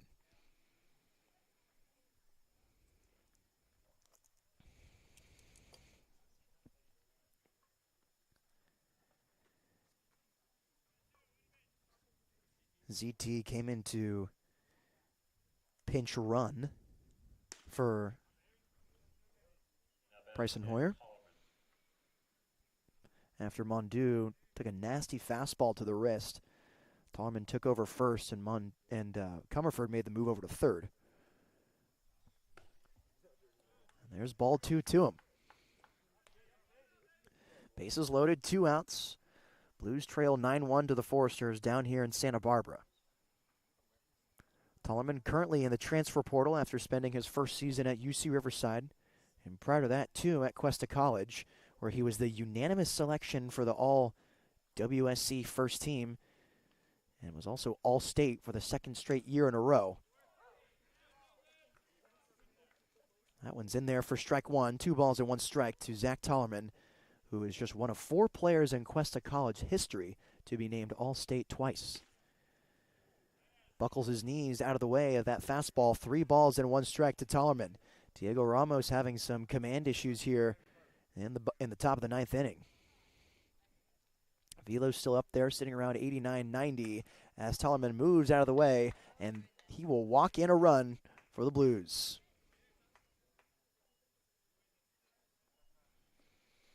E.J. Royal comes in to score as the pitching coach for the Foresters makes the trip out to the mound. Ryan Kramer over to talk to his right-hander from Arkansas.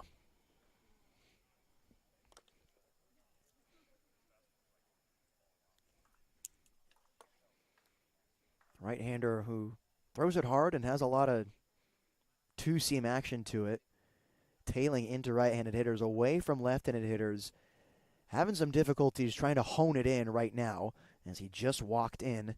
Another run for San Luis Obispo.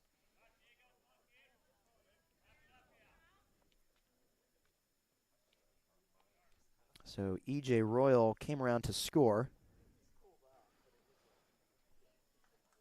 as Braden Jeffries is at third, Jariah Lewis at second, and Zach Tollerman at first. Comerford is first pitch swinging, and he dribbles that one in front of the Blues dugout. No balls and 1 strike.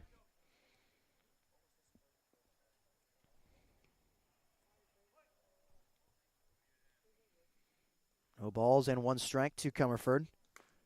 Dribbles another one right at home plate, now 0-2. 2 gone and a 9-2 ball game in favor of the Foresters.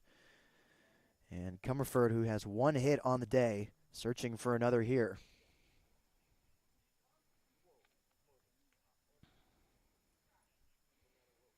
Here's Ramos. Strike 3 looking, and that's the ball game. Blues lose to the Santa Barbara Foresters, and their 3-game winning streak comes to an end. Welcome inside the broadcast booth to go over what we just saw, and I think a big key for the Blues' loss tonight was the strikeouts. The Blues were K'ing up a lot more than usual. I'm counting 1, 2, 3, 4, 5, 6, 7, 8, 9, 10, 11 Ks for San Luis Obispo. That cannot happen, and there's plenty of base running woes as well, getting picked off at second base. Some things that just can't happen, and that just adds to the Blues' caught stealing percentage that they lead the league in, a 33% caught stealing rate for the Blues. That's just one of the things they have to tighten up if they want to stay in the upper echelon of the CCL North this season. They're holding on right now. They're in second place. The only team ahead of them is the Sonoma Stompers, who they will be playing in the middle of next week for the Luau game on Wednesday night at 6 p.m. But I think another thing for the Blues was the runners left on base. They left 1, 2, 3, 4, 5, 6, 7, 8, 9, 10 runners on base this evening.